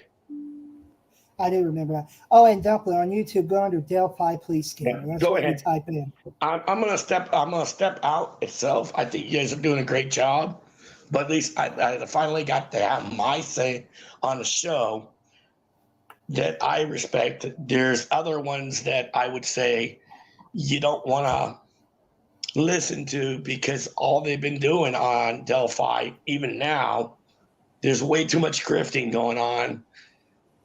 I'm not going to make a personal vendetta against a person that I know, but just know that certain people, they act like they're for the case, but really they're for the views, their view monetization and all. And I know TCCT, you're not doing that.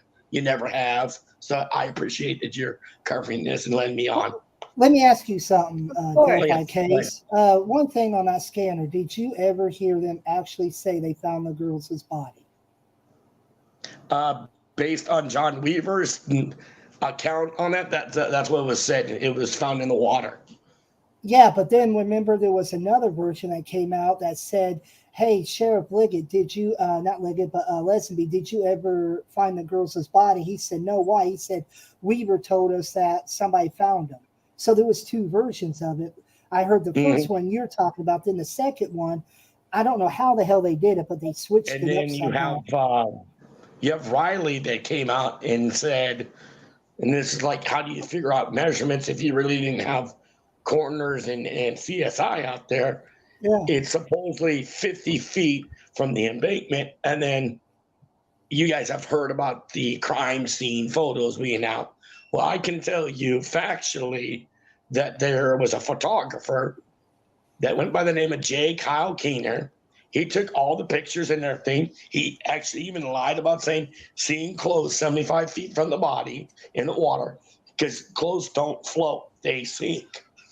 But he's the one that put that out on his site, took it down quickly, and there's been a big argument, both sides saying these crime scene pictures weren't out. Well, newsflash, it actually did happen. I don't know who saved them or not, but it did come out publicly. Well, the police are cracking down, though. Police are cracking down because it shows the naked girls on there, and that's considered child porn.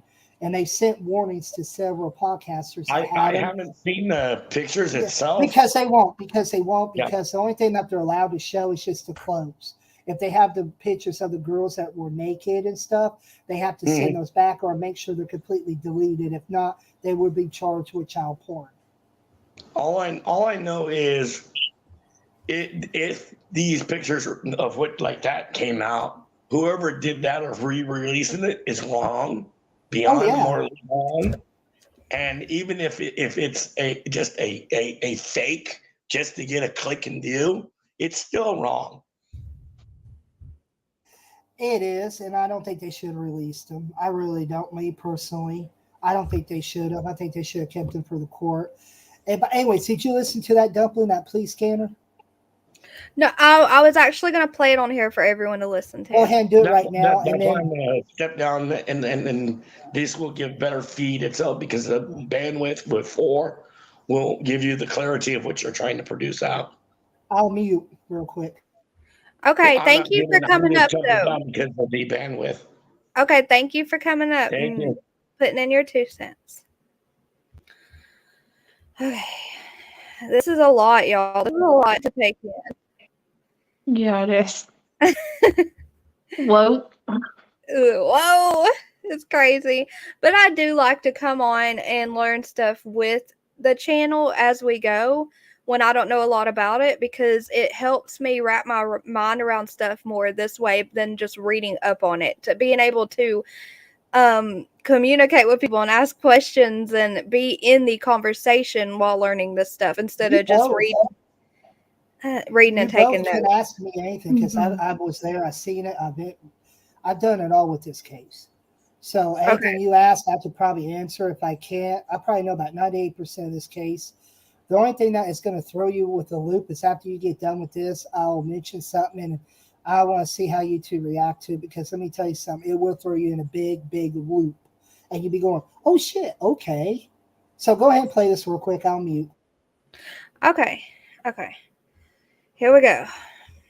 This is on Misbehaved, the channel Misbehaved. I'll put her link in comments in just a second. Now I'm going to play it. District 14 units, Attentillo K, 2 missing juveniles.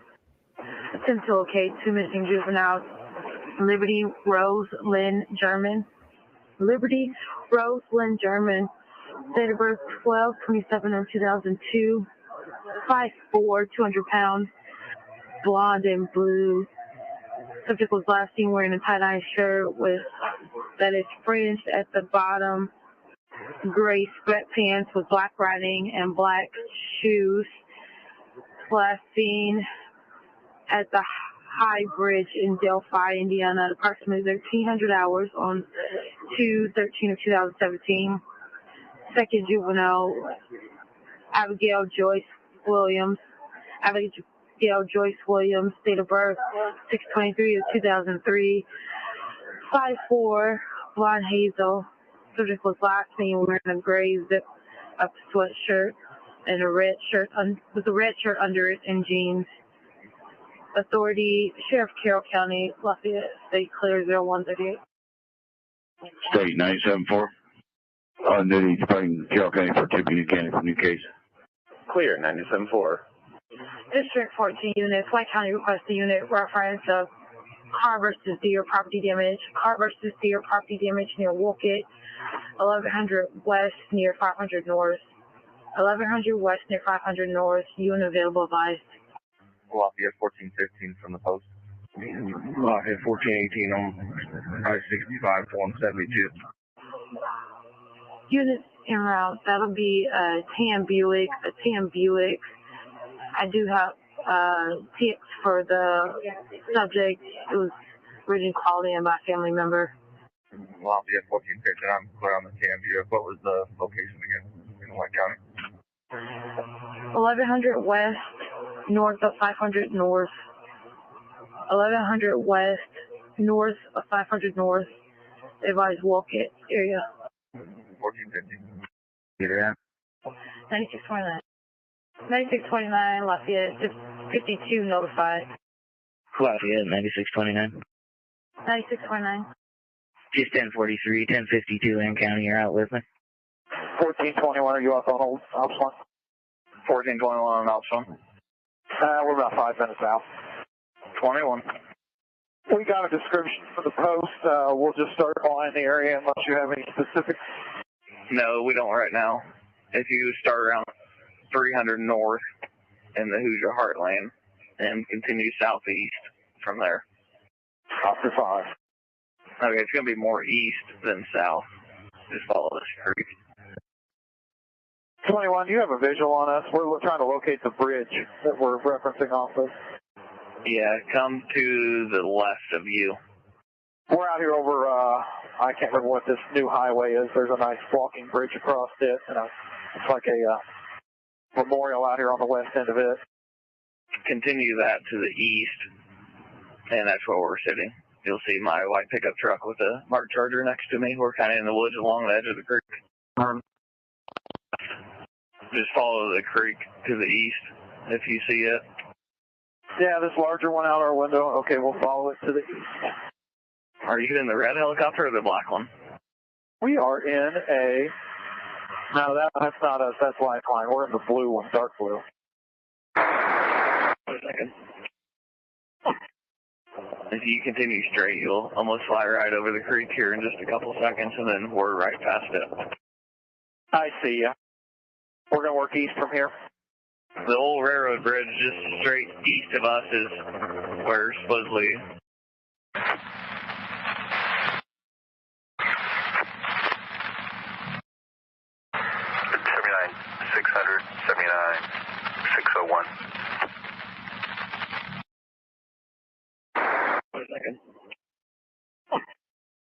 If you continue straight, you'll almost fly right over the creek here in just a couple seconds, and then we're right past the area that we're searching here in Area 4. Stand by 1. The old highway used to be 602. You need to walk in and try to keep everybody out of that general area until search teams get there. I've got one coming on the way. How fast is it for me to tell them to get you? But I'm being told if you go under the old highway, if you go under the railroad bridge, towards the bridge, it's right there. Towards 300 north, you go up to the stop sign, hang a right. You'll see one wheel play one on DMA 3. I've got one coming on the way. How fast is it for me to tell them to get to you? Stand by one. Basically, if you're leaving the command center, head towards the bridge. 601, 602, we are north of that railroad bridge. Actually, we're on location. We're going to start searching this area. Okay, clear. I'll let them know as soon as I get here. Yeah, 9598. 9598. I'll be changing the tire. 21, she should be on the board in 10, 15 minutes. 21. 9598. We went up Deer Creek, probably 4 miles.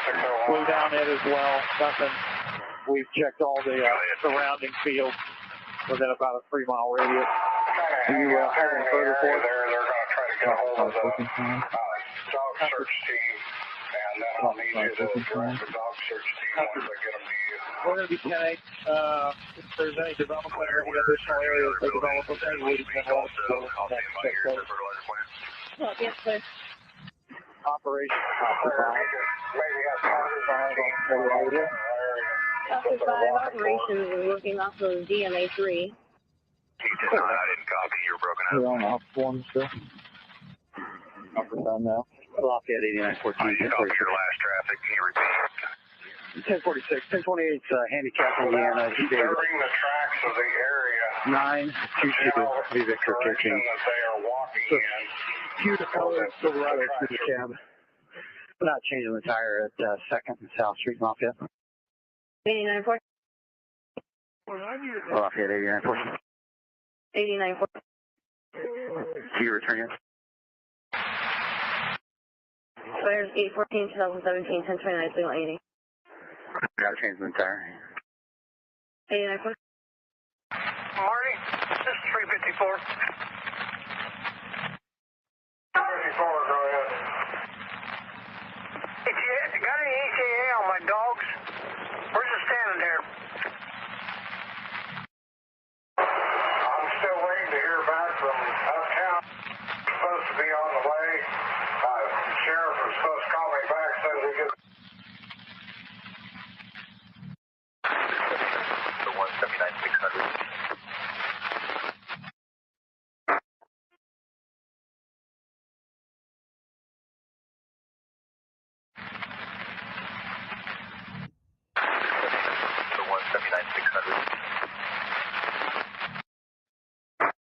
I'm 1024 for the tire change. If you would start me a card, reference a criminal incident. Lafayette 1444, I'm out at my each new detail. 1444. 1444, I'm out at my each new detail. 1444. 79-8, you're loud and clear. Thank you, sir.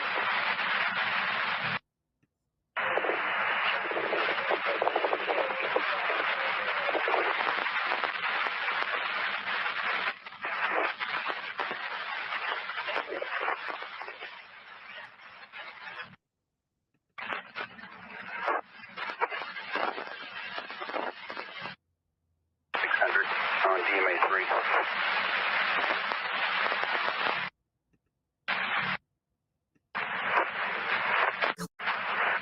Any typical 100 DMA 3.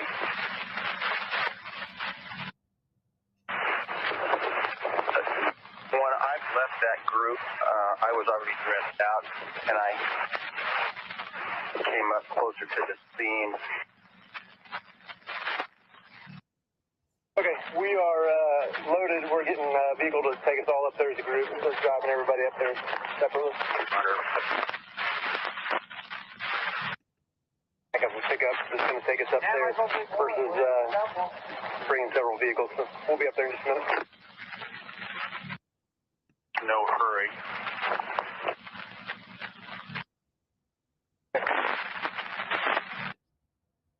79601, 79602.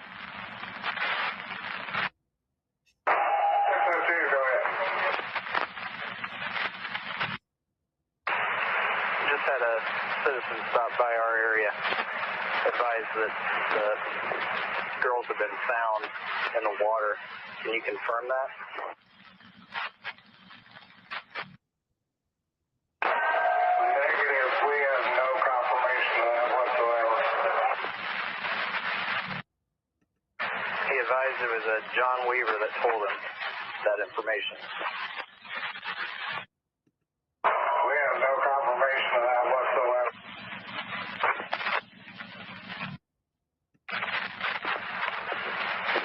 That's 601.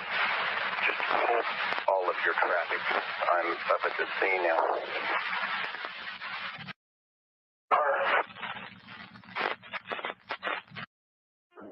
Lafayette 8914. 89.4. How many? I got it.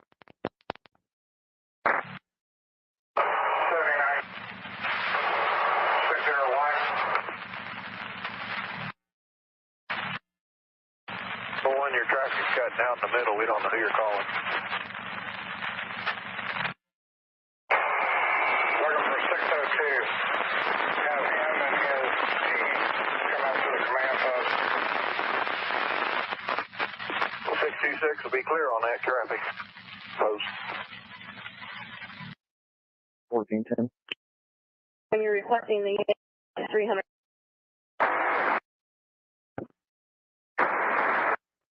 1421. To the Delphi incident, request you go into 300 North. Lafayette 14-4, I believe that was, he's wanting the probationary troopers, the ones that just got their commissions, to signalate that location. 1415 Lafayette. Right back to the incident. Found 180. I'll see if county can take it. 50. 97-4, go ahead. Clearing the scene at 3051 Sky Horn Way in Tiffany County, Lafayette, around to Carroll County.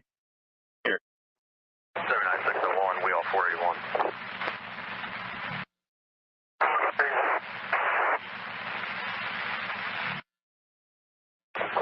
Ron Wars is back here at Delphi Fire, just FYI. Have him come back out here to the command post. I need to know where the rest of his team's at. Clear, stand by. I'll send him out that way. Thank you. 79601, 481. Give him about 10 minutes. He'll be there.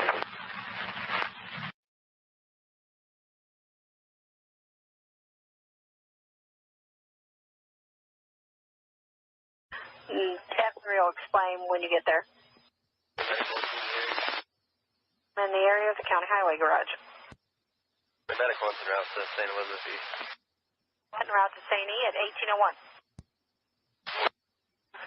1822. 520. Carroll County, go ahead. Yeah, it's going to be en route to... At 1801. 1822. 520. Carroll County, go ahead. Yeah, it's going to be en route to the scene on 300 North for short detail. Arriving at 1836.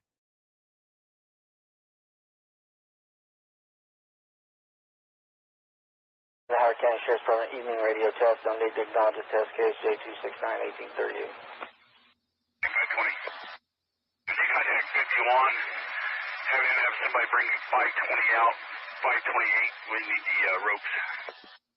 County. 521, were you clear with 520 traffic? He's needing 528 to come out. Reference need rope. You. At IU 1851. Take one back in service at 1830. Check 1853. Service 1908. 902.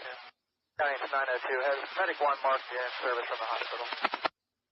Medic 1 has cleared St. E East. Okay, thank you. County Medic 1's back in the county.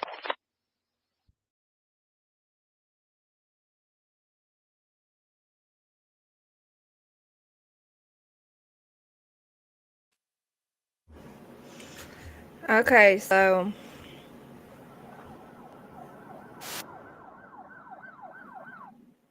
There was that.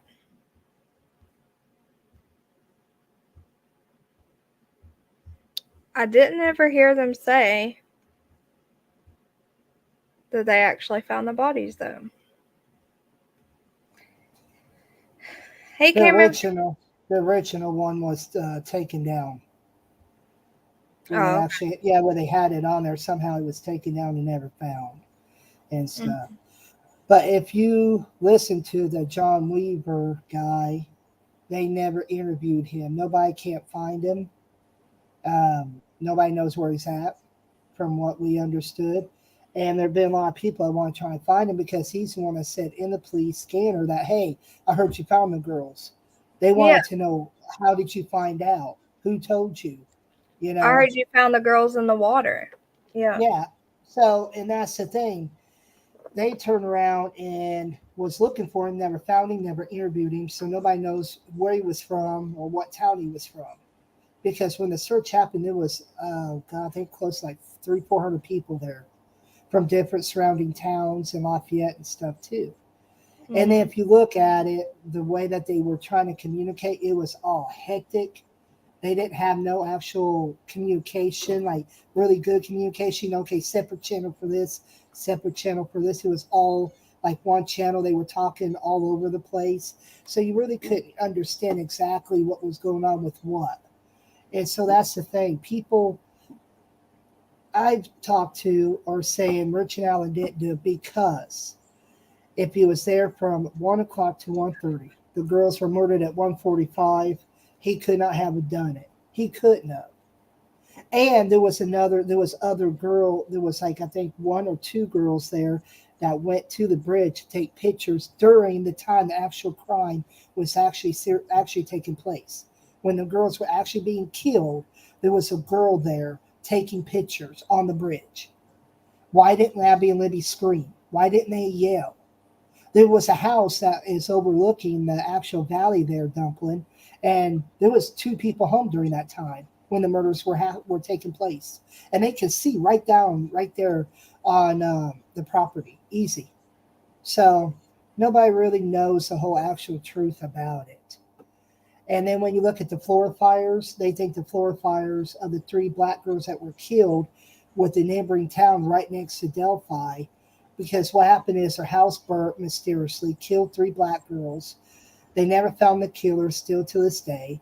The actual sheriff and his son were covering up. It's actually documented. They were trying to cover up the actual murders of the 3 black girls. And they did not want to solve it because they were black. So the sheriff that was there during that time and his son, they think they have something to do with Delphi.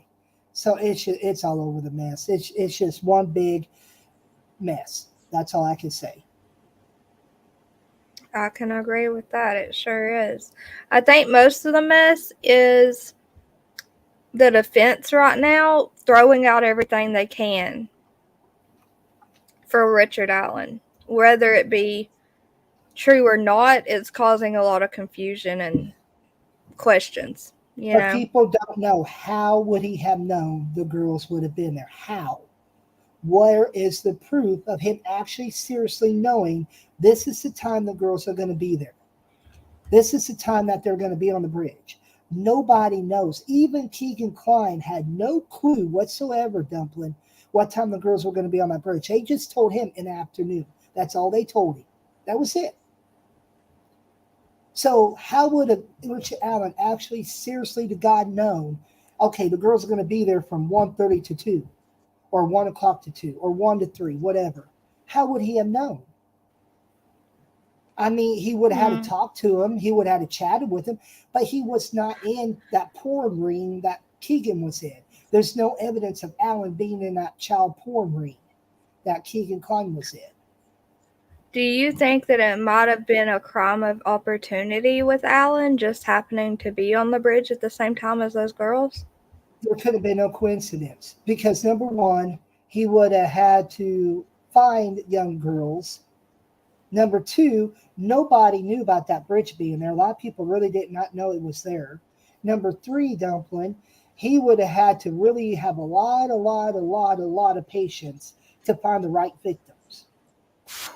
Let me ask you something. If one of your daughters was on that bridge and they were cornered, would they one fight or would they number two do what the killer said? What would you think?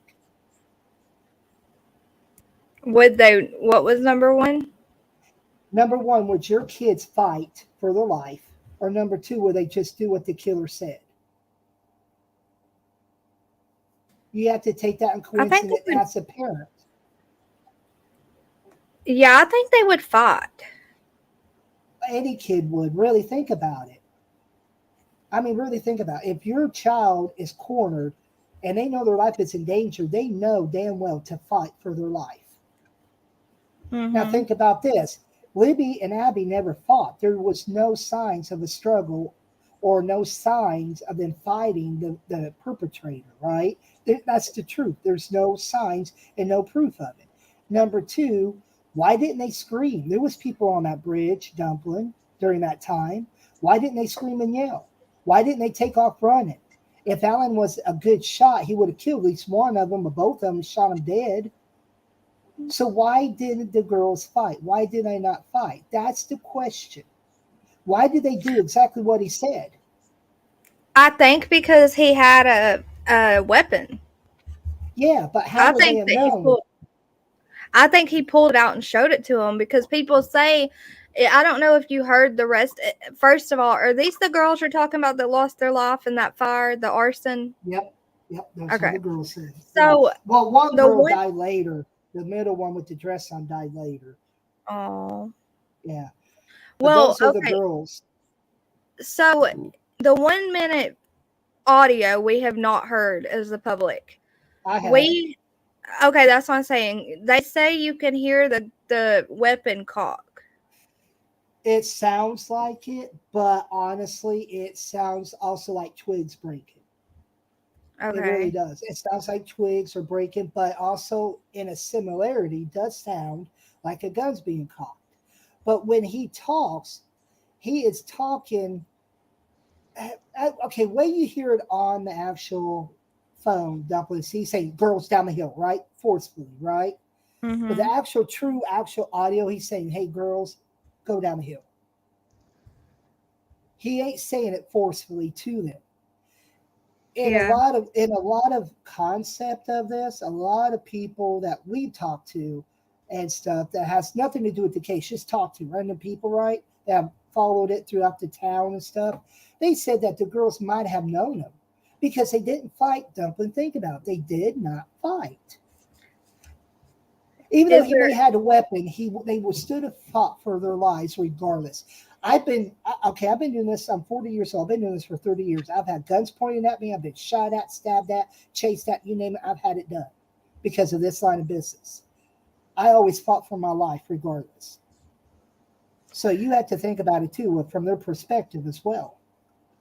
I just don't see. I think that they would be terrified and kind of freeze and just do whatever that adult told them to do at that moment, thinking that was their best chance to mind and listen. People thought that too. Huh?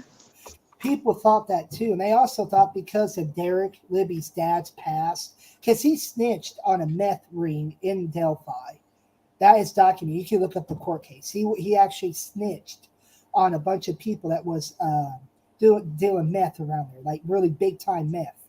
So the prosecutors made him a deal to snitch on these people. He actually snitched on them, and you can look up the records on computer. It's public record. It says that he I have a question that deals with RA. You guys made me really think on it, thinking like him. Okay.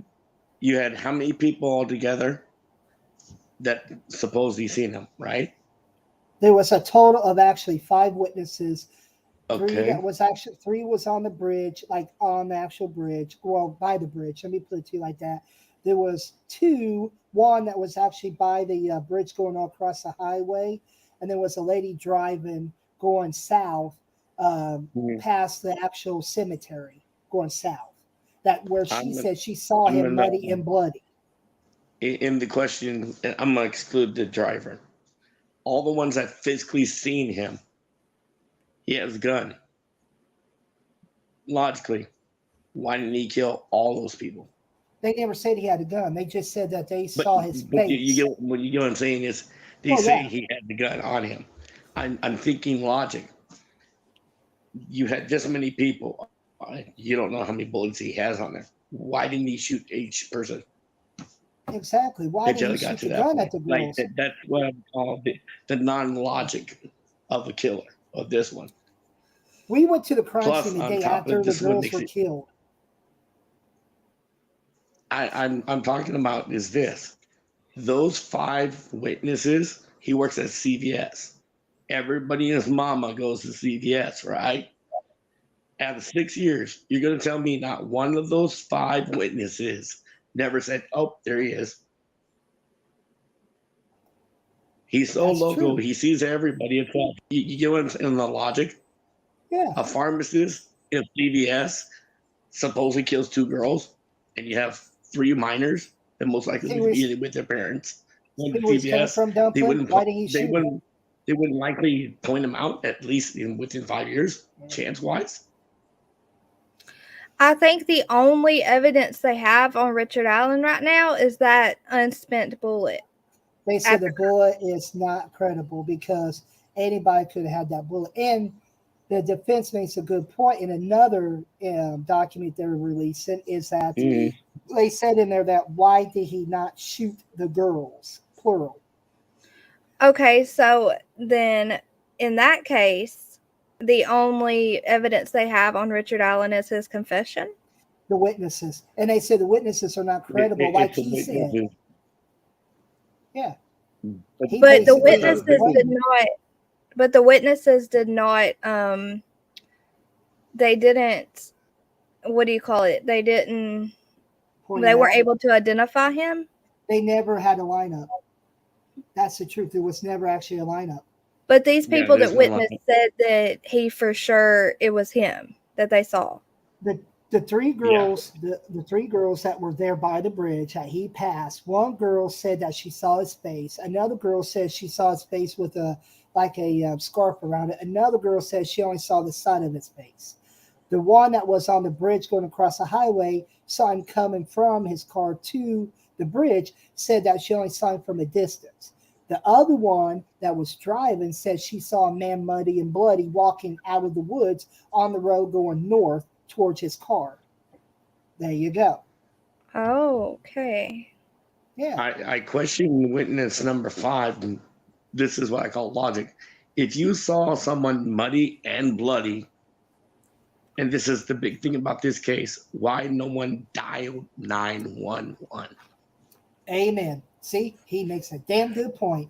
Why didn't they? If she really saw a man walking out muddy and bloody and did not call 911, I don't know. She might be trying to get her. You know, people are nuts, okay? Well, they interviewed her. Another question is, was it hunting season? No, hold on, guys. So hunting season was over by then. In February, there's no hunting season. It's gone.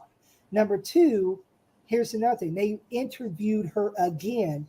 She changed her story, now she's saying, oh, I saw a man with a brown jacket and brown pants. That's her actual statement now. Her actual true statement right now to this day. She changed it. She said, well, I think he might have wore a brown jacket. And the other witnesses are saying they never actually saw Allen, quote, if it was him, with an actual blue jacket. They cannot identify the actual blue jacket.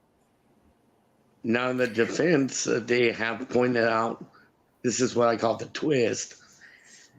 Tobe Lesenby's wife is related to the witness in the defense, I call probable cause, factual thing that they point out, talking about and pointing at Elvis as being over near where Cable's little gate is normally open. Yeah, by the cemetery? Yeah, that one. Yeah. Okay, so are you either of you locals? Can I kick it wants to know? I live in Danville, Illinois, which is 2 hours directly southeast of Delphi. I can make it to Delphi in 2 hours flat. What does Silent J mean? Get up there. Okay, so she thought that guy had gotten to a fight is why he was muddy and bloody. She thought that, but she also thought he might have hurt himself, but she was not wanting to stop because it was a stranger.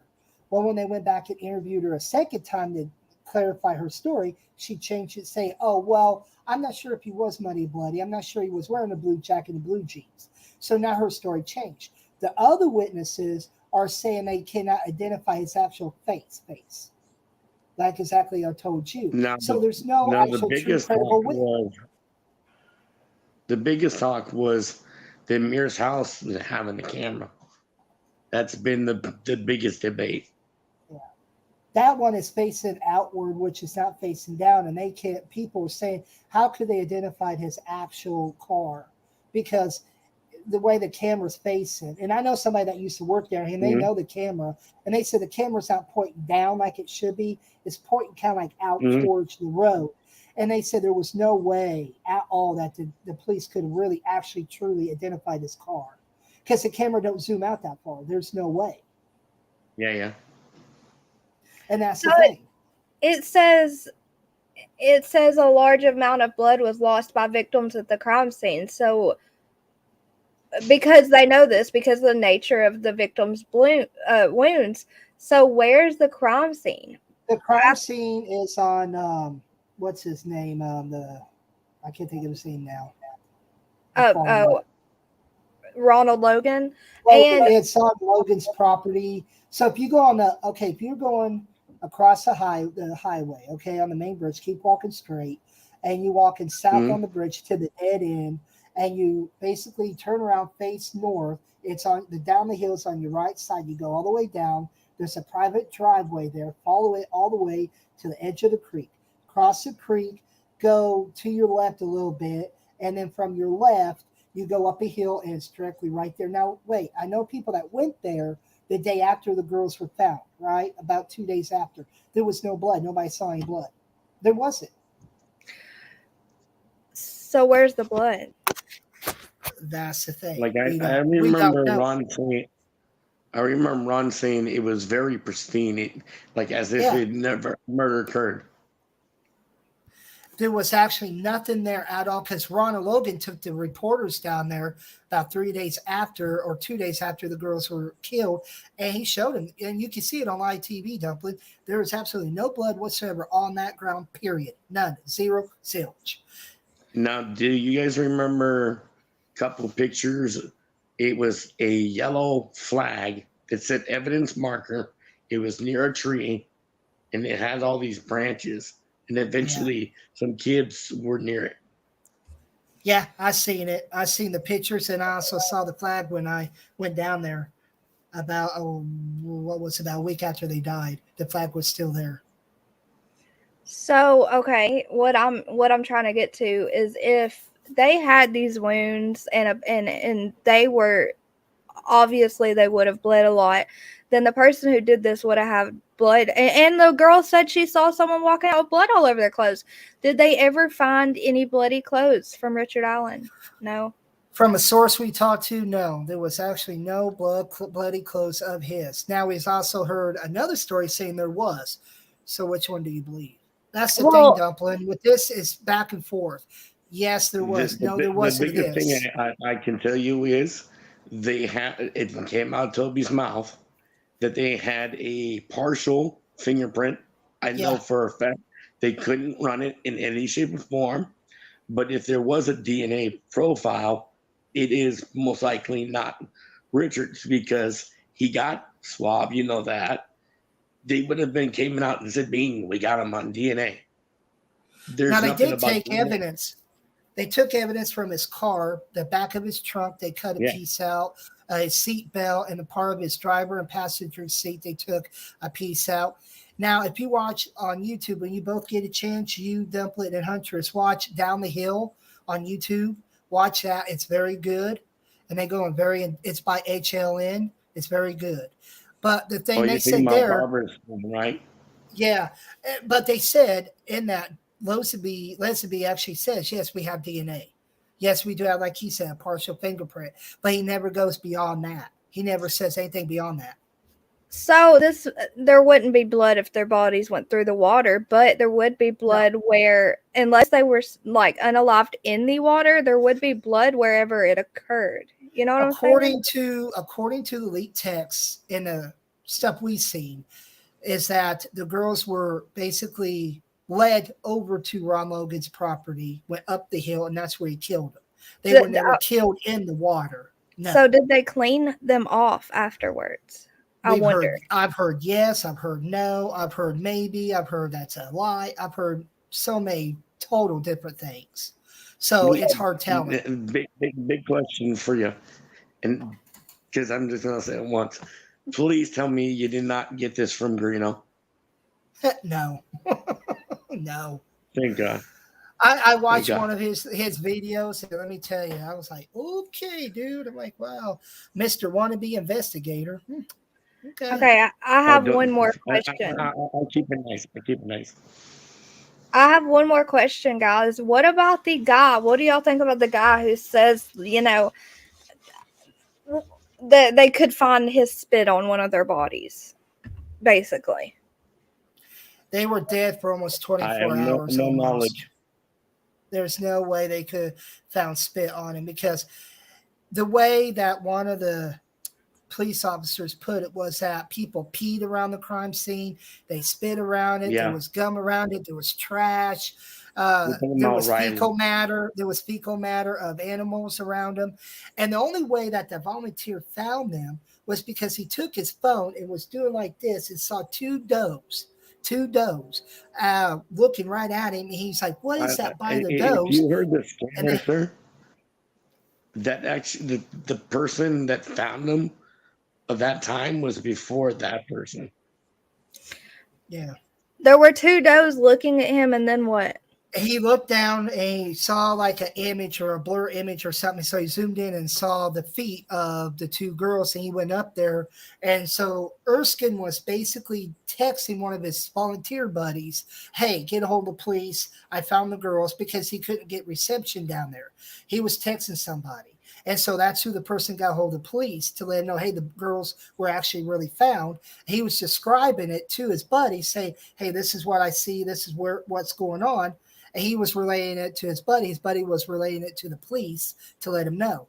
Well, his buddy kept the texts, and that's how they got leaked out. And those are the actual, real, 100% true texts. So the guy who told the cops, they found their bodies in the water, he still hasn't been able to be contacted? They don't know anything about him. They don't know where he lives. They don't know anything about the guy. He just disappeared. They think it was a bogus name. They think it was just a made-up name. That's really sus. And Lynn, Blackjack, stop. And Lynn says they were unalived where they were found. That's what I'm asking. So if there was very little blood found there, what did they, were they honestly drained of their blood or what? Well, I want to know more about that. Libby was killed first, from what we know. And then Abby lived about 5 to 6 hours more than Libby. So Abby lived a little bit longer than what Libby did, and then Abby passed away sometime in the middle of the night is when she died. And that's true. That is a true fact. But nobody really knows. Can you explain the 239 ping that the assistant chief mentioned in his interview? From what we know, it's a 239 ping came from, there was actually two towers. One is actually up on the hill by the house that overlooks the valley. There's one on that property, and there's one actually close by on the Mears farm. The 239 ping, they think, came from one of the girls, because Abby, they said, had a phone. Well, Abby never had a phone. Then they said it was Libby's phone that was pinging. Somehow it was pinging around there, was still on. They think her phone died some way between midnight and 3 a.m. They think it died. They really don't know. How can a phone, think logically, how can a phone turn back on with no power? That's the thing. They don't know. They don't know how. It was dead. He is right. It was technically actually dead. I mean, dead. And then all of a sudden, boom, it comes back on for 5-10 minutes. I have an argument with that, and it kind of goes based with Mike's statement that the phone was pinging all around town, and the last ping was a couple hours ago. If you know about how pinging versus digital tracking, how is this phone moving so much back and forth, echoing, when this is more based on digital footprint? I don't think your phone has to move to ping. I think it has to get. With the amount of it could stay, but to bounce off like he's saying with different towers around town, you have to move. Oh, okay. And he's right. The phone did. He is 100% what I'm saying is, correct. even if your phone, this is based on Snowden. He even said that even if your phone is off, you're not really off. It's always communicating. So if they really went technically into it, wouldn't they actually be able to digitally track to that point within 50 feet? They could. It's like, okay, I'll kidnap both of you, right? So I'm kidnapping you, Dumpling and Huntress. I kidnap you guys. You have your phones on you, right? They shut off. The police can still track your movement and your location with it being off, like he said, because it's constantly updating, it's constantly sending out signals, because that's how the cops gather information from the phone companies, because it's always sending signals to the phone company, regardless whether it's dead or not. He is right. Her phone was pinging all over town. I mean, all over. And okay, so I thought you guys. If it's at 2:49, she would be technically dead. Yeah. She wouldn't be able to turn the phone on. Nope. Someone would have to turn that phone on to actually get it on. Yeah. He's right. He is dead on. I will not argue about that. And that's what the cops are not saying, is that they actually think possibly somebody did turn it on, or they said, well, did Abby turn it on, try to turn it on? Nobody knows. But he is correct. He is 100% right. Okay, so what I thought you guys were saying was it just pinged in the middle of the night, like she got a notification at ping. No. Location ping. Okay, so that's what I was waiting to ask this. He couldn't get reception, but he could text about the deer and the body. How? Nobody knows. They don't know. They just know that he was texting his buddy. His buddy was relaying the messages to the cops. That's all I know. That's all everybody else knows. The account is that he was able to catch these two deers near grass. Well, in February, there's no grass. Good morning, Penny Riddle. So how do you I don't believe that story about the deer and the. I'm just saying that this is why I don't believe the deers. You have all these people searching around in there throughout that whole night. All of a sudden, 2 deers are going to be in an area where a human is. More likely, they're going to be away. Yeah. Plus, there's no grass. They're not eating grass. Second of all, you have dead bodies. They're going to stay away from dead bodies. Exactly. If the killer was still there in the middle of the night to be able to turn her phone on or had her phone moving around with it and everything, then he was with the bodies longer than we thought. Does that make sense? It kind of makes sense, but let me put yourself as a killer. Seriously, put yourself as an actual killer. Really do it. Mm-hmm. You got to think like a killer if you're going to investigate stuff like this. So what I do is I actually seriously picture myself as an actual killer. What would I do? Number one, I don't want to be caught. Number two, I'm sure hell ain't going to leave no evidence. Number three, I'm doing it getting in and out, whether it's rape, murder, whatever. I'm getting in and out by Sia. Okay. Yeah. Number four, I don't want to be seen. Mm-hmm. I don't. So how did he make it? He could have went up to the top of the hill. The ridge is very steep. It's probably like 60 feet tall. I mean, it's steep. How would he gotten up there in the actual haulers? And they had to cross up that. They had to go over the ridge into the cemetery. The road that leads directly in and out of that cemetery is the main road that woman, quote, supposedly saw him on, muddy and bloody. And he wouldn't have went back. He wouldn't have went back in the middle of the night and had her phone. I would think he would not go back because that's a way to get caught. About 98% of people I talked to think that Abby was actually trying to turn it back on. Because, like I said, she lived about a couple more hours after Libby died. She did. Aww. Yeah. She died somewhere between 1 and 3 in the morning, they said. That's what we heard. But then we heard she died in the morning. We don't know exact timeline. But she did live longer than Libby. She did. And some people say that, yeah, she was trying to grab Libby's phone I'd to turn it rather back on. be not knowing that much, just because you might have the family rewatching. So that's So what we heard.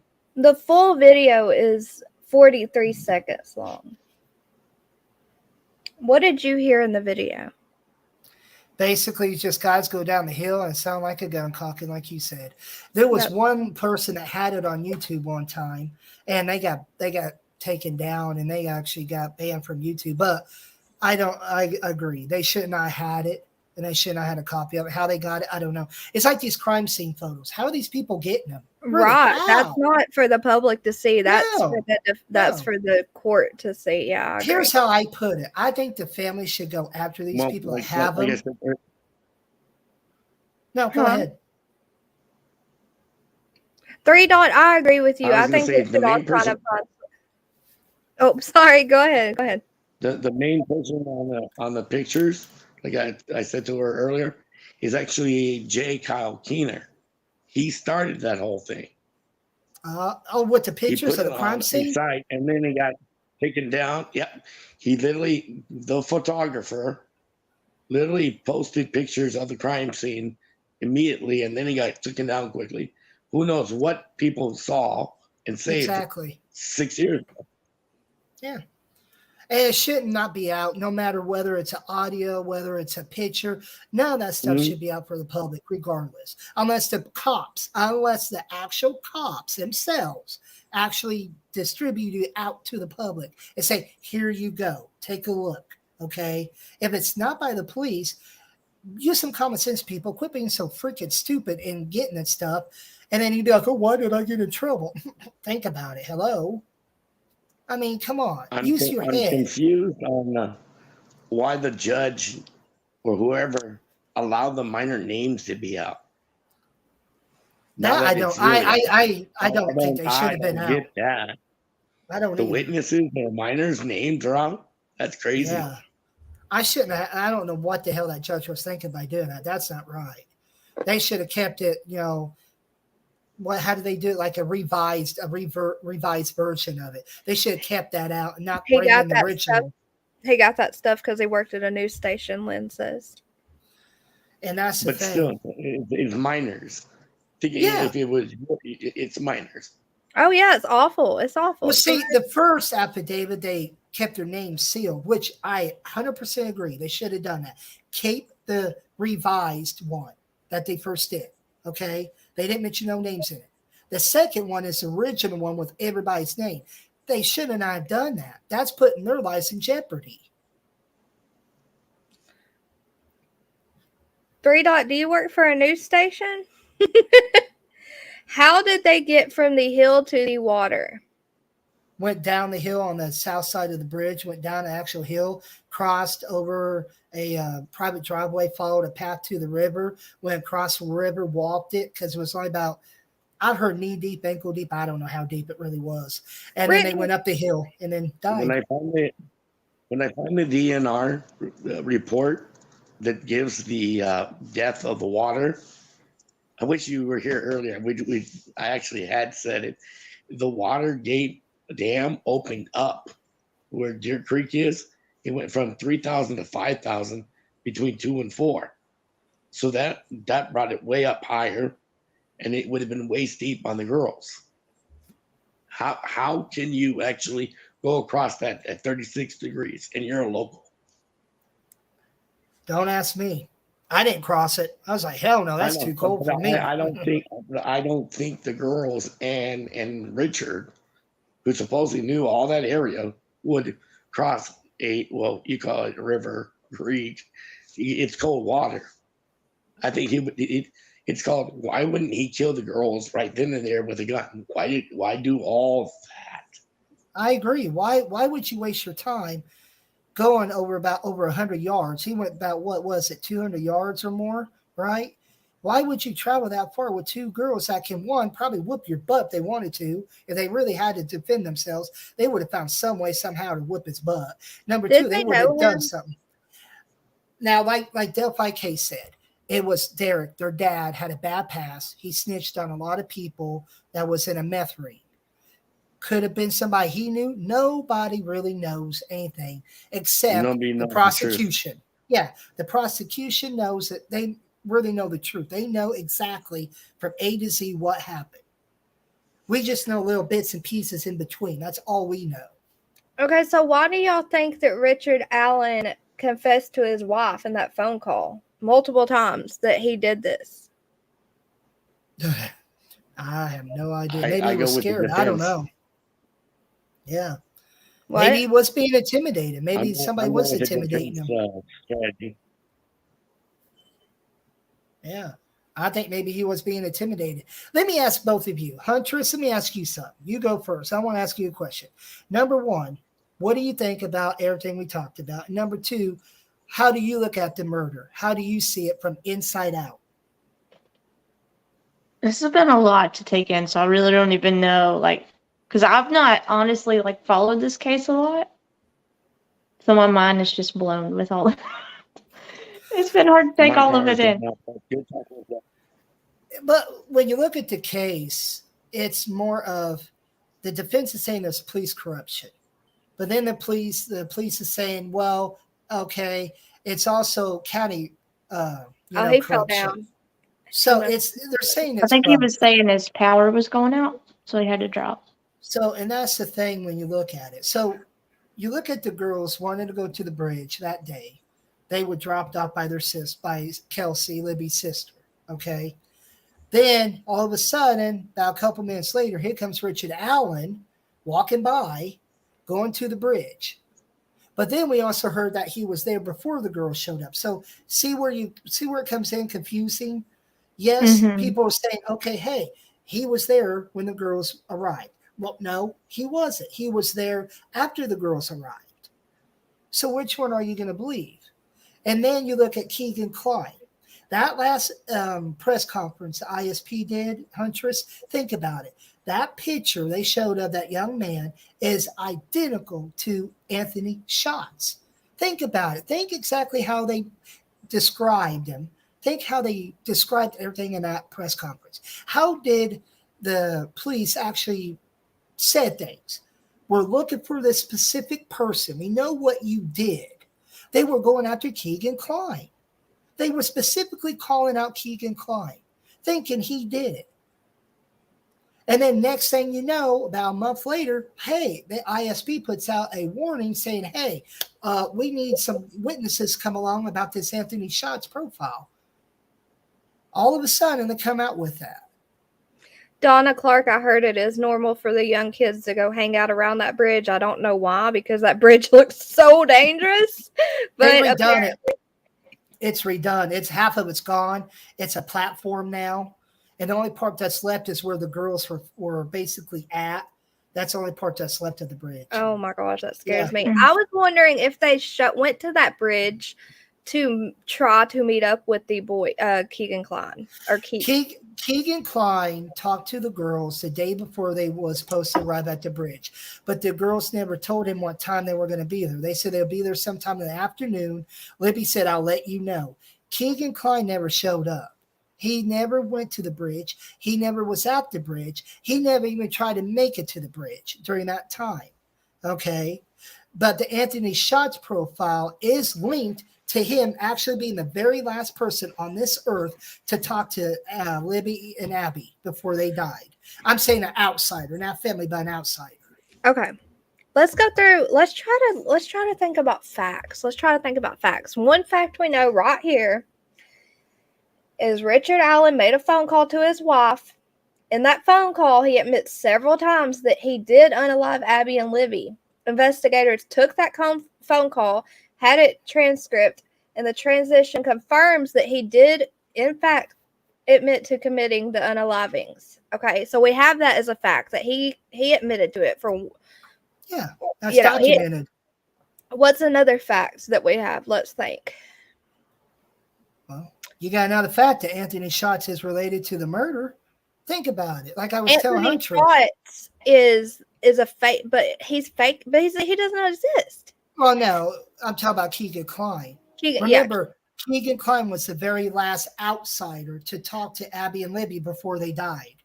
The Anthony Schatz profile picture is the one that they showed at the last press conference of ISP. That picture and Anthony shots go hand in hand. So he was related to the girls. Like he wasn't related. Not related, but related to talk. Like he had talked to the girls. I don't think he was related in their death at all.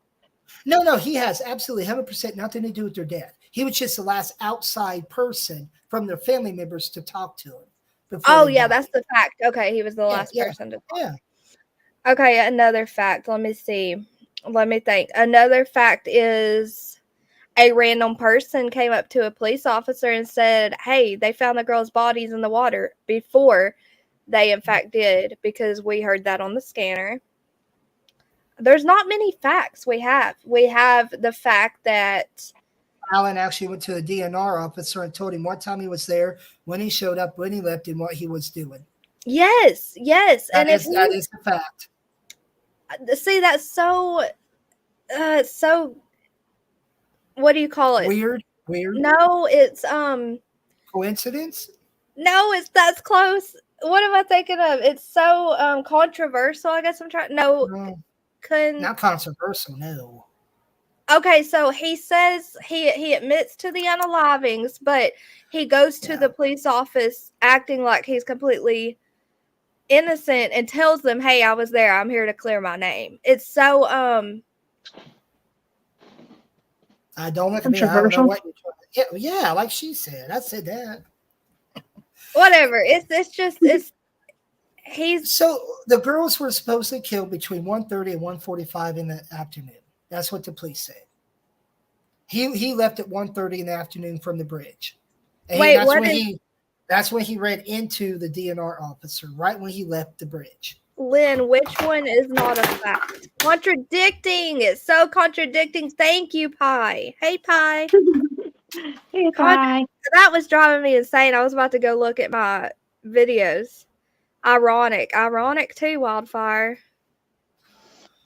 It's one. So then you got the witnesses, the 5 witnesses, saying they saw him, but the other 4 did not actually get a clear picture of his face. The 5th one was driving and supposedly saw him on the side of the road coming out of the woods, bloody and muddy. Did we say for a fact that the girls were found in the water? No, they were never found in the water. Never. Because I'm not going to say for a fact where the girls were found at all, because we don't have all that info yet for a fact. I haven't seen it with my own eyes or heard it with my own ears, so I don't. From law enforcement, you know what I mean? They were found they were found beside the water, right? They were found beside the water next to a big, large tree that was on the edge of the bank. That's where they were found. But they did not know if they were actually in the water. He brought him out. They don't know. They just found him there on land. That's all we know. The girls had been stabbed. That's how they passed. Yeah. Well, according to the defense statement, they said that Libby was cut and Abby was stabbed, or they might have been both stabbed. I can't remember what it says, but it tells you in there what happened to them. And also, we know for a fact there was one unspent bullet at the scene. Okay, but that is not relative because you cannot prove anything by one bullet. I kill you, Dumpling. I leave a bullet. Huntress comes, finds the bullet. She's pleased. She finds it. Oh, I know Dustin had this bullet. I see him had the same kind of gun. She could point the finger at me, but she cannot literally prove I shot you. See what I'm saying? Just by a bullet. Let me look up something. Yeah, I know what you're saying. It's just a fact that we know that there was an unspent bullet there. I don't know. Hold on. But then you got the Florida fires, which they think are linked to somehow with the case that's going on with this. Those 4 black girls that died. Well, 3 died, then the 4th one died. I forgot. It's been a while since I covered that case. But that's still just accusation. It's it hearsay. Might be related. It's hearsay. Yeah. That's all it is. The true facts are this. Abby and Libby, yes, was found on the banks. Yes, Abby and Libby, according to the defense, were stabbed or whatever. We know, okay, that's what we know. Fact is, yes, Alan went to a DNR officer and told him what he was doing. That's a fact. Fact number 4 is that Keegan Klein was the actual outsider from family to talk to the girls last. And number 5, the Anthony Shots profile has something to do with the actual murders. It's not linked to them being murdered, but it has something linked to do with the case. And number 6, yes, Keegan Klein has nothing to do whatsoever with the actual murders of the girls. He is completely, absolutely innocent. That is a fact.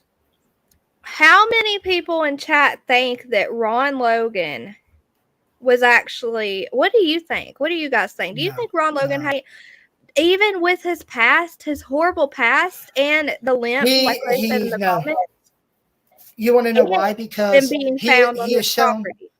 but he has shown during when the murders were actually being occurred, when they were actually happening, there's actual video of him at the dump during that time, the actual time the girls were being murdered. So he is completely, absolutely 100% innocent. There is actual true proof that he absolutely had nothing to do with it. Nothing. It kind of looks like a dark beard. And see, that's what they were trying to do. They said they couldn't get this unpixelated. I'm like, really? So how could they have based Richard Allen as the murderer? That's what I'm saying. Look at those How could you?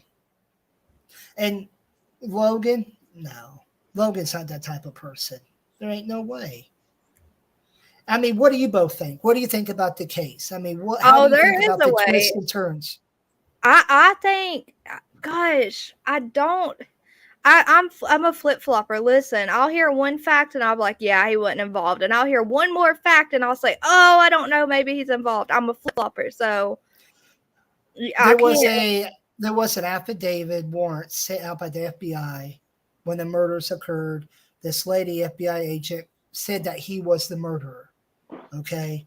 They did search his property. They found nothing to relate to the murders. I mean, they tore his house upside down, inside and out twice.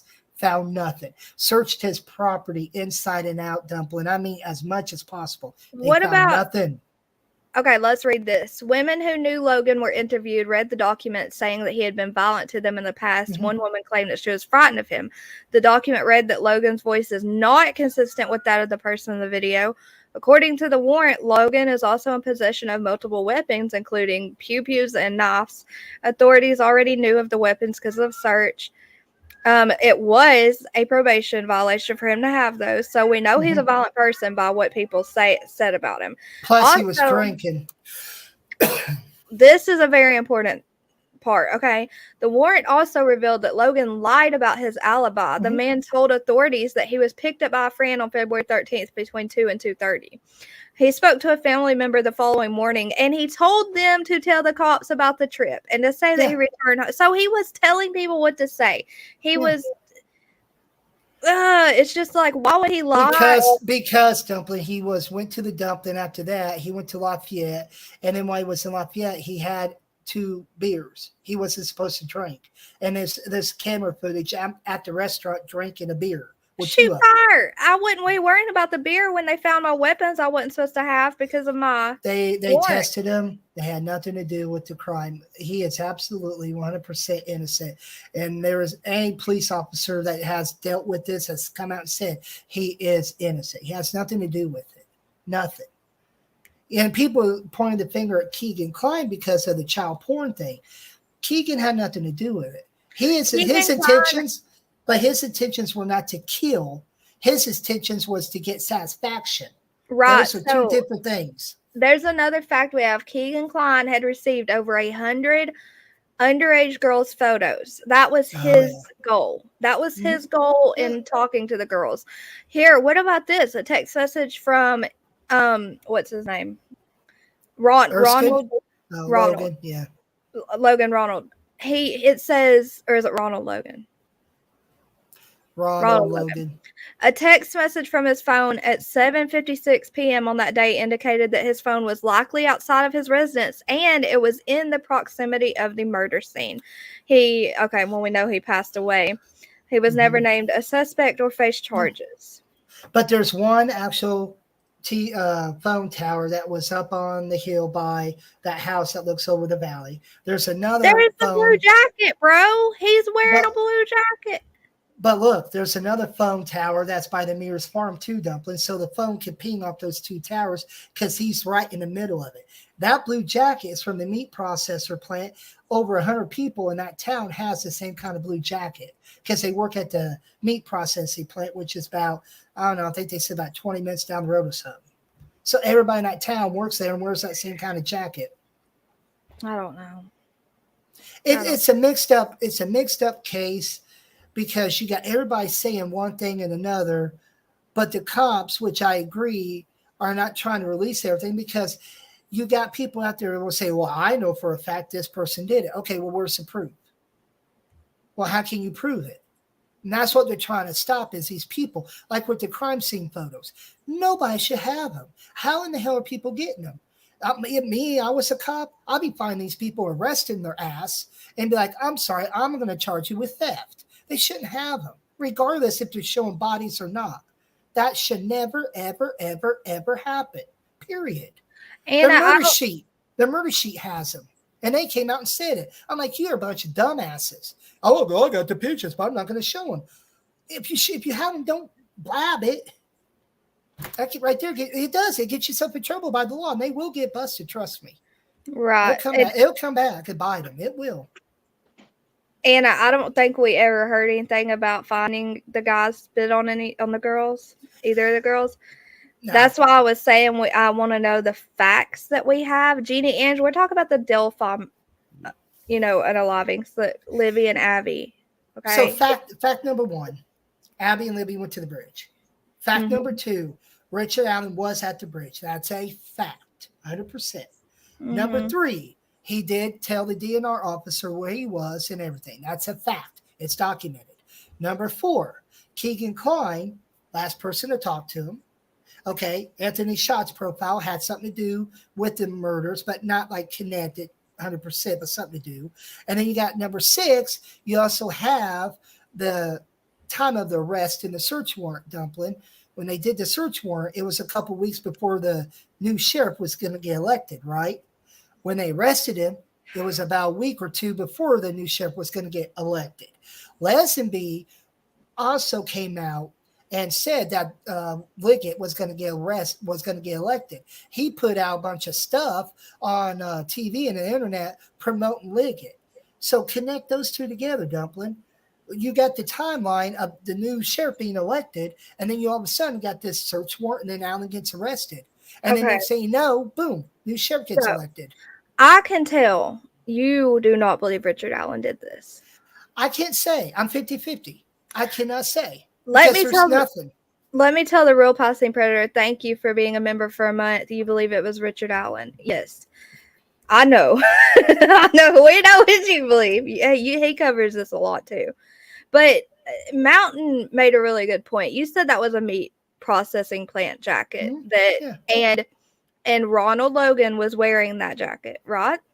So did he work at the meat processing plant? He used to, long time ago. If one of the girls' blood was drained, that would be relevant to a meat processing plant. But we don't know if it was drained, though, Dumpling, because in the defense, it never said that they were actually drained. It just said that they were stabbed. That's all it says. Nothing else. That's just hearsay, and it might have came from Grandmammy Annie. And it might have came from them saying that there wasn't any blood at the crime scene. And they were like, well, where's the blood? And then people started saying, oh my gosh, it was drained. So we don't know if that's. If there was, I mean, I'm sure 100% the cops cleaned that crime scene up after. Okay. Let's tell Can I Kick It? So which girl was it that was talking to the boy? Libby. So here, Libby. The one on the right. The one on the right. Libby was talking to a boy from online, and he was portraying to be this cute, rich, young model. He was, and it was really Keegan Klein. Okay, Keegan's on the left. The fake profile's on the right. But the fake profile, that is an actual real man. They interviewed him on TV. He is actually real. Yeah. Mm-hmm. So that he used the fake name Anthony Shots. This Keegan did. Okay. And that Keegan guy was the one who had received over 100 I don't know how to say it. Bad images of underage girls. Okay.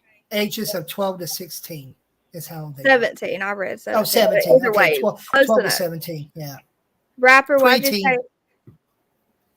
Oh, rapper. You think Anthony Shots is? Okay, what platform? What they just said a social media platform, Dave. Do we know what platform they talked to him on? Snapchat. Oh yeah, I remember Snapchat. Snapchat and Instagram and Facebook and Twitter. He had those the fake social media page on. It was those ones, but he mostly used the basic one. He used was Snapchat. Yeah. Okay. So very little blood. Yes, I keep saying no blood, but it's very little blood. Oh, rapper says I was calling the guy on panel cute. That's Dustin Andrew. Can I kick it? Please do what? Wait, I missed a comment. You have a newspaper or you work for a newspaper? I own a newspaper company called the Illinois Newspaper, and what we do is we go out and do true crime stuff, and we cover a lot of stuff overseas, international, U.S. We go everywhere. So you name it, we go. We find it. I try to interview a bunch of people as much as possible. The Delphi, the reason how I knew about it, because I live 2 hours southeast from Delphi, and that's how I actually know about the crime and stuff, because they came here to Danville and searched 2 of our state parks. The FBI and stuff did. They came here and searched when the crime was still in its infancy, is when they came here and stuff.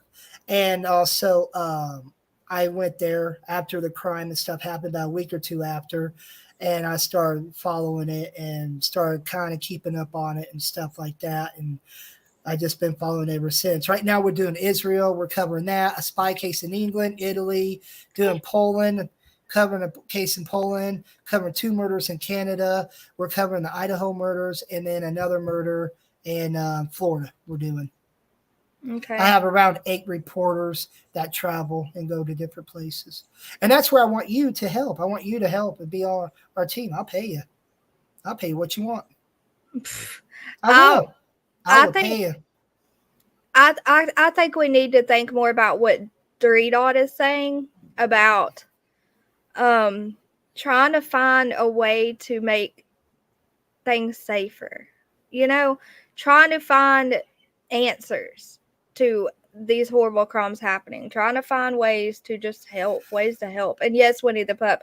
You can. We try to help with a lot of people have actually tried to help with the Delphi case, but the police are kind of like, wait, you know, they're sketchy. They're real sketchy about people wanting to help. Truthfully, my honest opinion about the case is I am 50-50. Did Richard Allen do it? He might have. Okay, he did. If he didn't, where's the proof? Okay. Is what the defense says in their statement about how the girls died, is it true? We don't know. We was not there, Dumpling. We do not know how the crime actually happened. And that's how I look at it. If that's how it happened, the crime scene photos will tell that's how it happened. So the court will be like, you're lying, or they'll be like, this is true. You know, we don't know. And Snapchat does delete posts, but you know, they're there in their platform forever. You know, the cops can't get them. The cops can't get them legally. And here's the thing, though. Richard Allen, to me, I don't know about the man. He don't say, he don't talk, so you really don't know. He don't say nothing. His lawyers do all the talking, right? Now, here's another thing. Richard Ives, like I've said all the time, Richard Ives made a very good point about the crime scene. He said exactly this. He said it's a weird, very strange and confusing crime scene. It's not any other crime scene I've ever seen or you will ever see. The bodies were different, he said in a way. He didn't really say that, but in a way he did. But he said the crime scene was staged, meaning that it was a fake one and a real one. The defense never mentions that. And Ives has come out and said recently, he said, what I said was true. It was weird, strange, and it was staged. It was staged. The killer made a fake one to throw us off the trail, but then we got the real one. How do you determine what's what? That's the thing. Do we know exactly where the girls were? No. We do not know exactly where they were at on that property. And we know also that don't know where the real area that was not staged is either.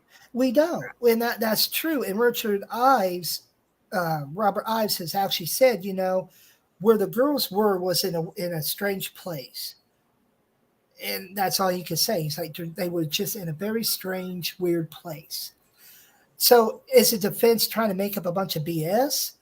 If you really read what they write, Dumpling, you can kind of say they're kind of hesitating about certain little things. They're hesitating about, okay, is a crime scene actually what the crime scene is? They don't really go in complete detail. They can. There's something illegal about it. They're trying to make a defense case for their client, right? They can do it. That's the law. But they don't. They do not specifically detail the crime scene. Why? I've covered a lot of court cases. I've seen defense statements like that. And I've seen crime scenes laid out from A to Z. I mean, detail by detail by detail by detail. This is not by detail at all. It's not. Hey, Tony, when is the trial or court date, the next court date? They're trying to make it for next month, but we don't know exactly yet. The judge hasn't made up her mind what she wants to do about everything. So they're trying to make it for next month, or they're going to try to make it for the end of this month. Nobody really knows when. Nobody knows. It's up in the air right now. And right now, with everything going on with it, it's chaos in that community, because now people are not wanting to be there. They hate the cops, or they're thinking that people are blaming the cops. It's a mess. Lynn says January 8th. Oh, go ahead. That's when the trial actually is, the actual trial. But the court date for what the defense statement is, we don't know. We don't know when that is. Oh, she said, sorry, wrong case. It sounds like Lynn her head has a million tabs in it, okay, for each case. And she's following through them. So what do you think, Huntress? What do you think about all this? What's your opinion? I don't know. Okay, I don't know that I can make a decision without having more 100% facts on anything. Right. I'm 50-50 too. I'm 100% 50-50 too. I want to wait for the trial and see the evidence since we don't have many facts. What do you think about the Keegan Klein guy, Huntress? I think he should be in jail just for talking to them, in my opinion. He already got sentenced. Because listen, if he talked to my kid like that, he would be further than a jail. Well, guess what? He's already been sentenced to prison for 43 years without the possibility of parole. He has to serve his whole entire time. He won't be considered for parole after 43 years. And I'd be rocking a jumpsuit. Somebody talk to my kids like that. Well, but there's a catch. There's a catch to it. The twist is this. His defense team, first he had a public defender who quit. He had two of them that quit on it. The third one is now trying to file an appeal stating that the Delphi cops or the Miami cops, whichever ones, I can't remember which, are like accusing him for something that he really didn't do. Meaning, yes, he did the child stuff, but they're trying to like blow it out proportion in a way, more than what it is. He's blaming it on his dad. Keegan's saying, hey, no, my dad did it. I didn't have the stuff in my possession. That was my dad's stuff. So, but then Keegan said also, he said, yeah, I did. I was just lonely. So who are you going to believe? Which story are you going to believe out of this man? His dad did it, or did he actually do it? See what I'm saying? Mm-hmm. It's the same thing like with Delphi. Richard did it. No, well, no, Richard didn't. Well, this Otis people did it. Well, no, they didn't. You see the twists and the turns and the, alleys you have to go in? Yeah. It's been like this for 6 years, people. I mean, you find one stretch, you're like, okay, I'm home, I'm going, all right. Next thing you're like, shit, I'm stopping. What the hell? Now I got to go left. Oh, wait a minute, now I go right. Nope, now back up. So, yeah, it's confusing. Okay, so I'm about to stop for the night because we've been on for 3 hours. But before we do you know anything for when we do talk about the Idaho 4 discussion? People in chat want us to talk about that. Do you know anything about that case? Mm-hmm. We're covering it. Covered it from the beginning to the end. Dang. That one right there is, you think this is confusing? Okay. I know. Going, oh, no. Your eyes will bug out. You'll be going, seriously? We have followed the Idaho 4 case, so we know how crazy it is. But have you followed it in depth? I mean, like really in depth stuff that, no. We've gotten stuff that the police knew, and oh yeah, it's interesting. This you think this is long? You might as well put away 5 hours. That's how long it's going to take. Seriously, because I believe you. What I got to tell you, trust me, you'd be going. Let me write this down. Hold on. Well, you come back when we talk about the Idaho 4. I'll be gone. I'll be gone to Italy. When are you going to do it? When you doing it? I don't know. Well, I leave out for Italy for Thursday morning. I'll be gone for 3 weeks. I'm covering a spy case. Spy? Mm-hmm. Okay, well, one of these days you'll catch us. You'll catch us. Well, you got my email, my phone number. Call me or text me. Oh yeah, you might be able to. You might be in your hotel room chilling one night. Well, I take my laptop with me. I won't say I'll have internet access. Trust me, internet over there sucks bad. And then after there, I'm going to Moldova next to Ukraine, covering the Ukraine war. Oh gosh. I've been in Ukraine. It's interesting. Interesting. I'll be gone for about 3 months. So okay. But if you want to talk about the Idaho case, I could give you this. I would say this. Number one, he is not completely innocent, but he is innocent on certain terms of the case. Number two, all the evidence has not been found. And number three, there's still more stuff to be told about the case. I will say that. The evidence, they have not found everything that's related to the case because there is another person or persons involved within the case. But they're not directly related to the murder. They helped him, I should say, in a way. So they haven't found everything. They haven't found all the evidence. And there is another twist to where a lot of what happened to the people, how they were murdered, was not capable by him doing it. That's what I would say. Okay. I don't want to comment on it because I don't want to get into it or we'll be talking for another 5 hours and I won't go. Go. Talk. You got me on right now, so you might as well have me on right now, Dumpling, because you have to wait 3 months. Mab, you can't sleep. I want to write down facts that I know about the Idaho 4 case and any questions and everything. And then that way I'll email you and see if you're able to come on when we are talking about it. We'll figure it out. I'll tell you what, real quick. The 4 fires, the ones you showed me, that one you really should cover. Because that one has not even been solved. They're not even trying to solve it. They're not. Yeah, I did. I read a little bit while you were talking to the other guy. I read a little bit and it's sad. Well, the thing is, the mom ain't saying nothing. The mom up and left and moved out of state after this happened. And the police department was really, really, honestly, 100% trying to cover the case up, the murder case. We don't know why, but they were trying to cover it up. The other thing is that whoever did that, if you look at the timeline when that happened and look at the timeline when Delphi happened, put 2 and 2 together. I'm not saying they're 100% related. No, they're not. They're completely different. But some people think that happened for a reason when the Delphi case was going on. Meaning that, did somebody, whoever killed Abby and Libby, did that? No, they didn't. It was a complete separate person. But somehow people think it was a person that was related to the case of the Delphi, but it's not. Nobody really knows. I've seen the house. Nobody knows why it happened, Dumpling. Nobody knows the exact reason. Nobody knows nothing. There's nothing being brought out to the public. There's nothing out there. And how we find stuff is we go to the scenes or we investigate very deeply in the internet. We network a lot. That's how I find my sources. I network.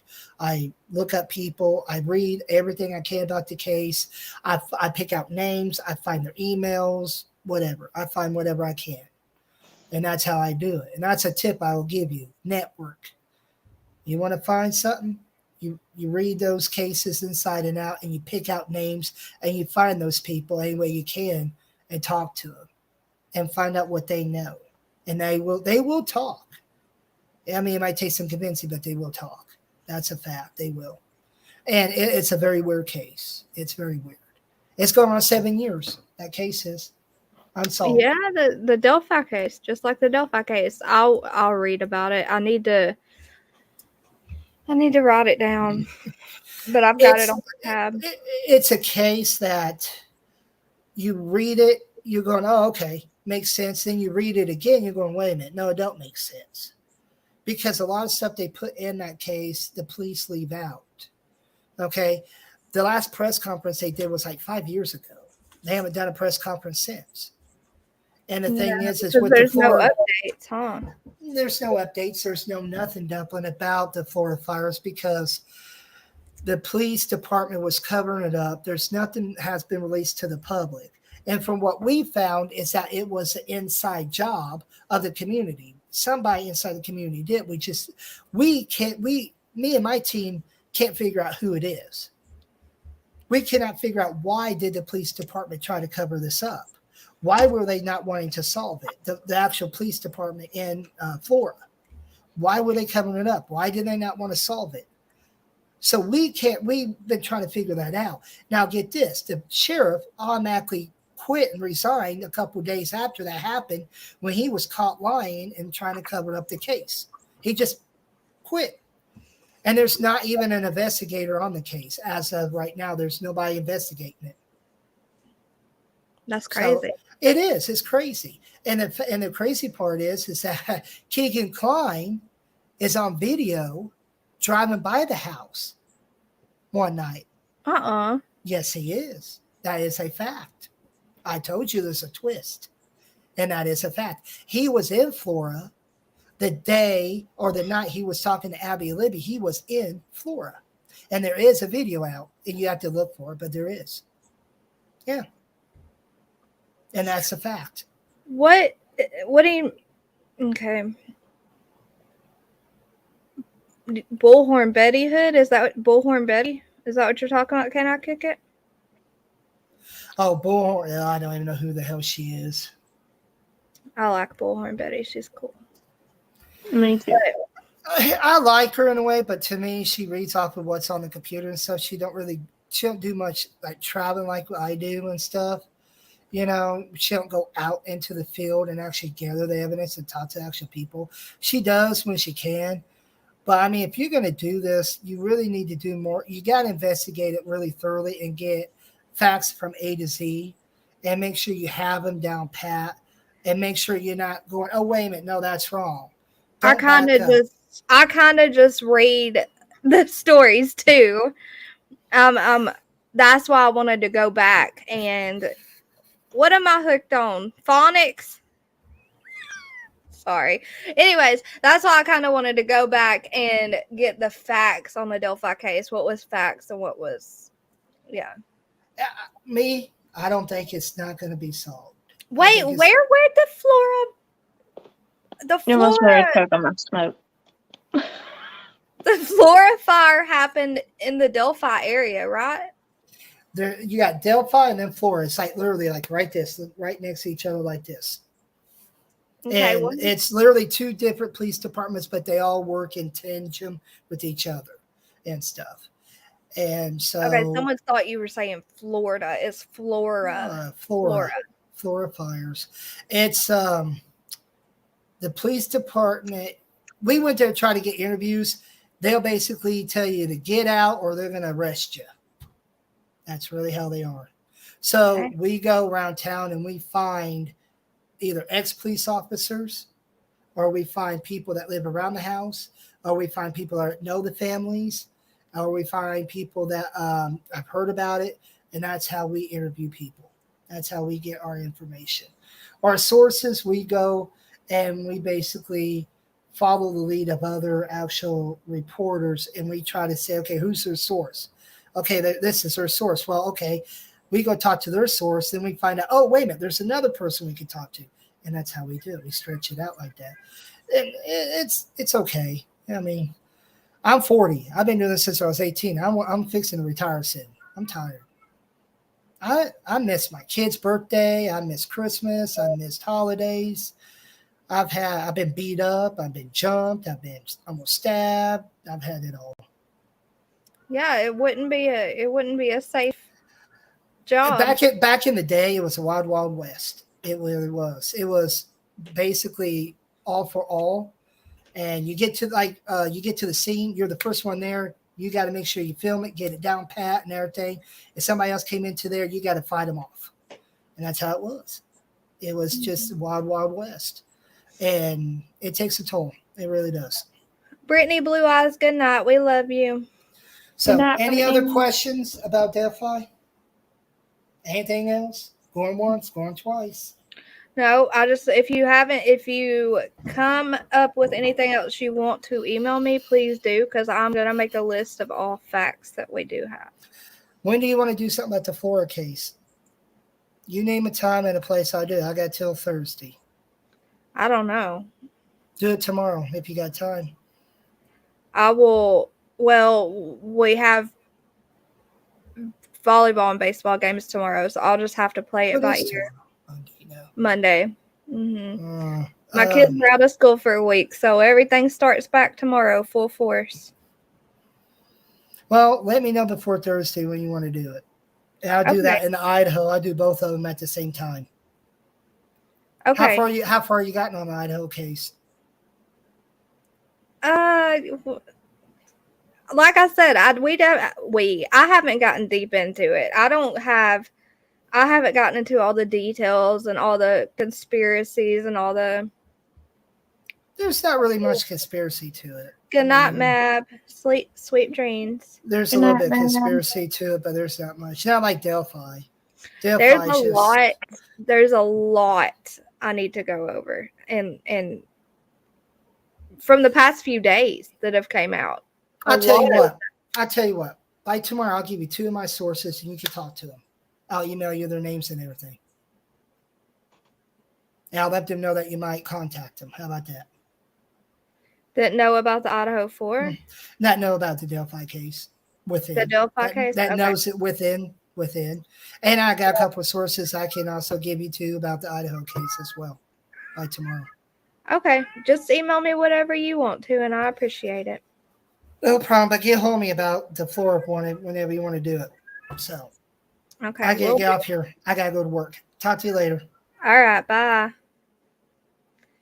Monday, no, Brittany, my kids go to school. My kids are at school tomorrow. I don't know why we gotta go to school. Why we gotta go to school? Mine are out too, Brittany. That's why I told her. I was like, girl, you better check again. Jeannie Ange, he is oh my gosh, he's a newspaper reporter. Apparently, he owns a newspaper in Illinois, and they cover all these cases, and he has a lot of info and resources. So he came up to talk to us about what he knew about the Delphi case. That's all, because I wanted to learn more about the Delphi case, and I like coming live and letting you guys, learning with y'all, because you guys always know all the info. Let me look up one more time. Let me check the calendar.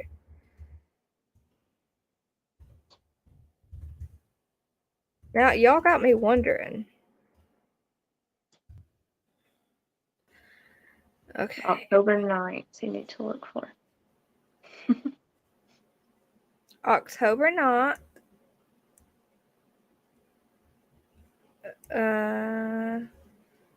No, it just says October 2 to 6 fall break. It doesn't say they don't have school. Does it? I would check their Facebook page or something if they have one. The schools. It's going to really suck if you get them up and get them ready for the bus and it never shows up. I'm going to be so sad. Okay, let me look at the principal's email. He always sends out a that was a lot to try to cram in our heads. Like at once. I think my brain is mush. Like that was a lot to try to keep up. Okay, let me look at the email from the Right, Brittany? She said, watch, she's going to call us tomorrow morning and say, I drove all the way to the school to drop the kids off and there's not even anybody here. Y'all won't catch me up that early. Mine are off tomorrow. Let me see.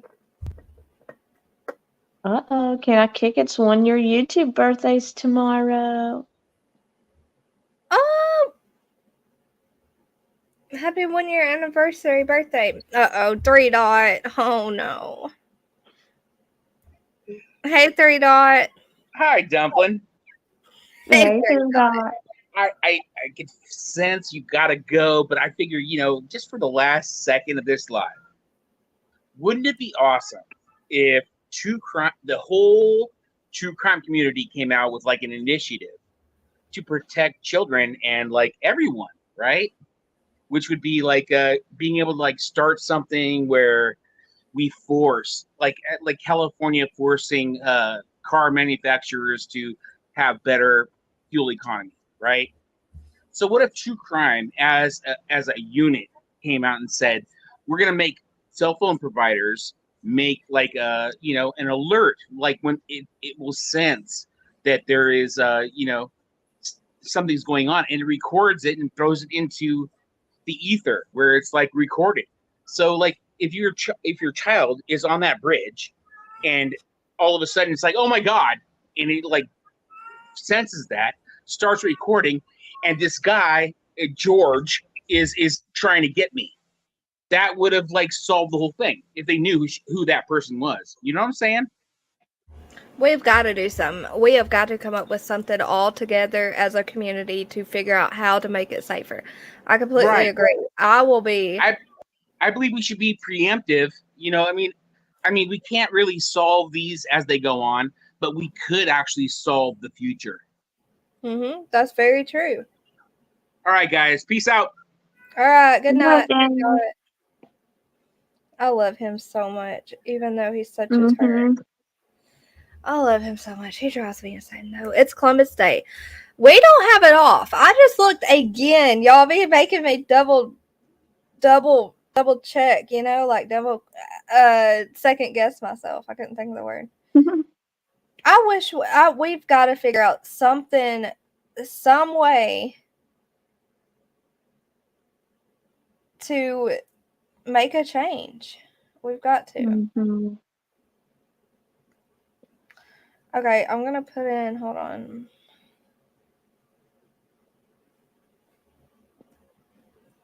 Good night, Brittany. I felt so bad. I could see you were getting so tired, and I was like, oh, because I'm exhausted. I thought that, I don't know. It was a good conversation. It's just like, it's so much. So what about privacy? I know, can I kick it? So we have to come up with something. But then you see Donna Clark's right. Like, there is no privacy. Like, you be talking out loud, and you look at your phone and you have a ad for what you were saying you needed to go get. So really, we all need to brainstorm one night. We need to have a live, and we all need to brainstorm on what we could do to make a change, to help prevent these crimes from happening in the first place. I love having my kids home from school, so I'd be keeping them home until the school. I thought it was a holiday. I know, I feel you. I would if we didn't have games tomorrow. Okay, so guys, this tee I'm wearing. There, mascara tee. Let's see if it works. It worked. It worked. It worked. And if you guys want to look at my ornaments that we were talking about last time, I put those on the Shopify too. What else am I forgetting? The chicken shirt. Oh yeah, the chicken hoe victim, okay, shirt. I put that on the Shopify because all y'all were asking for them, and they're cute. And you can get them in black. Really, any tee you want on there, you can. If you want a different color, you just have to tell me. When the government can alert, all of their phones even went off. All of our phones even went off. I don't know. I liked what 3 Dot was saying. I wish I would have screenshotted it. I need to go back in this chat and find it. He was saying something about an alert. Like when a child presses that button, there's a huge alert that goes off and everyone's eyes are on them immediately. Like people can get to them around them. Like maybe everyone in a 1 mile radius of that child, the alert goes off or something. You know what I mean? Something like that. Sunshine. Almost like Rapper. a whistleblower. Yes, almost like a whistleblower. Rapper, our night's going good. I'm sorry, I was trying to answer you, but Dustin was right in the middle of something. But Lynn, I am glad you were here to shed all of your knowledge on this case tonight. Oh my gosh, I'm dreading, guys. I know y'all are wanting to talk about the Idaho 4 case, but I'm dreading trying to catch up with everything because there's been some crazy stuff the past couple of days. But I'll try. Half my grandkids are out and half are having to go to school tomorrow. I think it's the district. It's definitely like just different districts.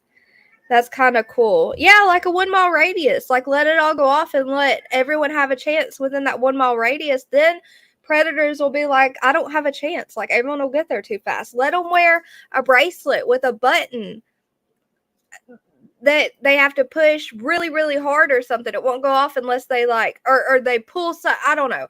And that 1 mile radius alarm goes off if they don't have a cell phone. You know, there has to be something that can make a difference to make predators stop and think. You know, I have an app made for it. I can have an app made for it. Dustin, we got to do something. We got to do something. Good night, Cindy E. Thank you for being here.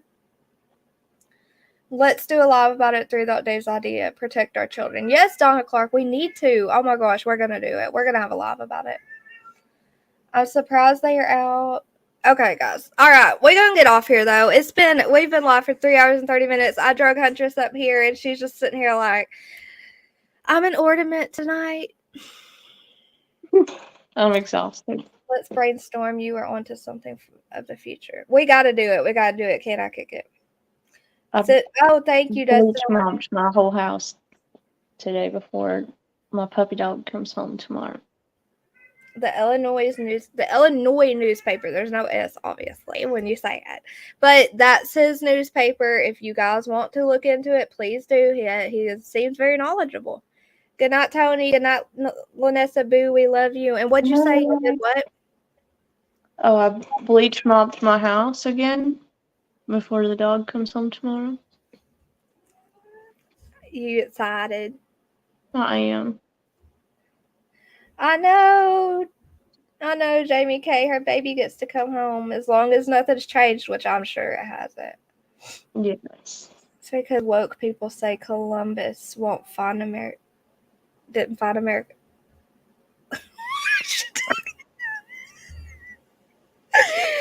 Oh, well, I'm not woke, so I don't even know. Good night. Can I kick it?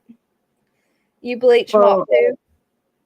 We used to live in Columbus, and when my kids were off of school for Columbus Day, they thought it was the coolest thing ever.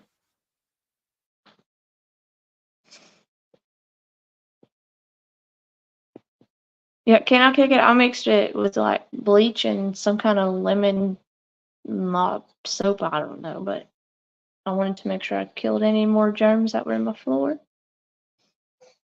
Jamie, yes, that's an experience I never want to have to deal with again. Okay, sorry. You're good. I was a vet tech for 15 years, Parvo. Oh, Parvo's the worst. She said it's true. I don't know what you're talking about, though. I don't know what you're referring to. Woke people. Snowflakes. I don't know. Jeannie Ange, thank you for being here. Okay, guys, we love y'all. Love you guys. Y'all check out the ornaments on the and the tees and the hoodies and everything else. All right, love y'all. Love y'all.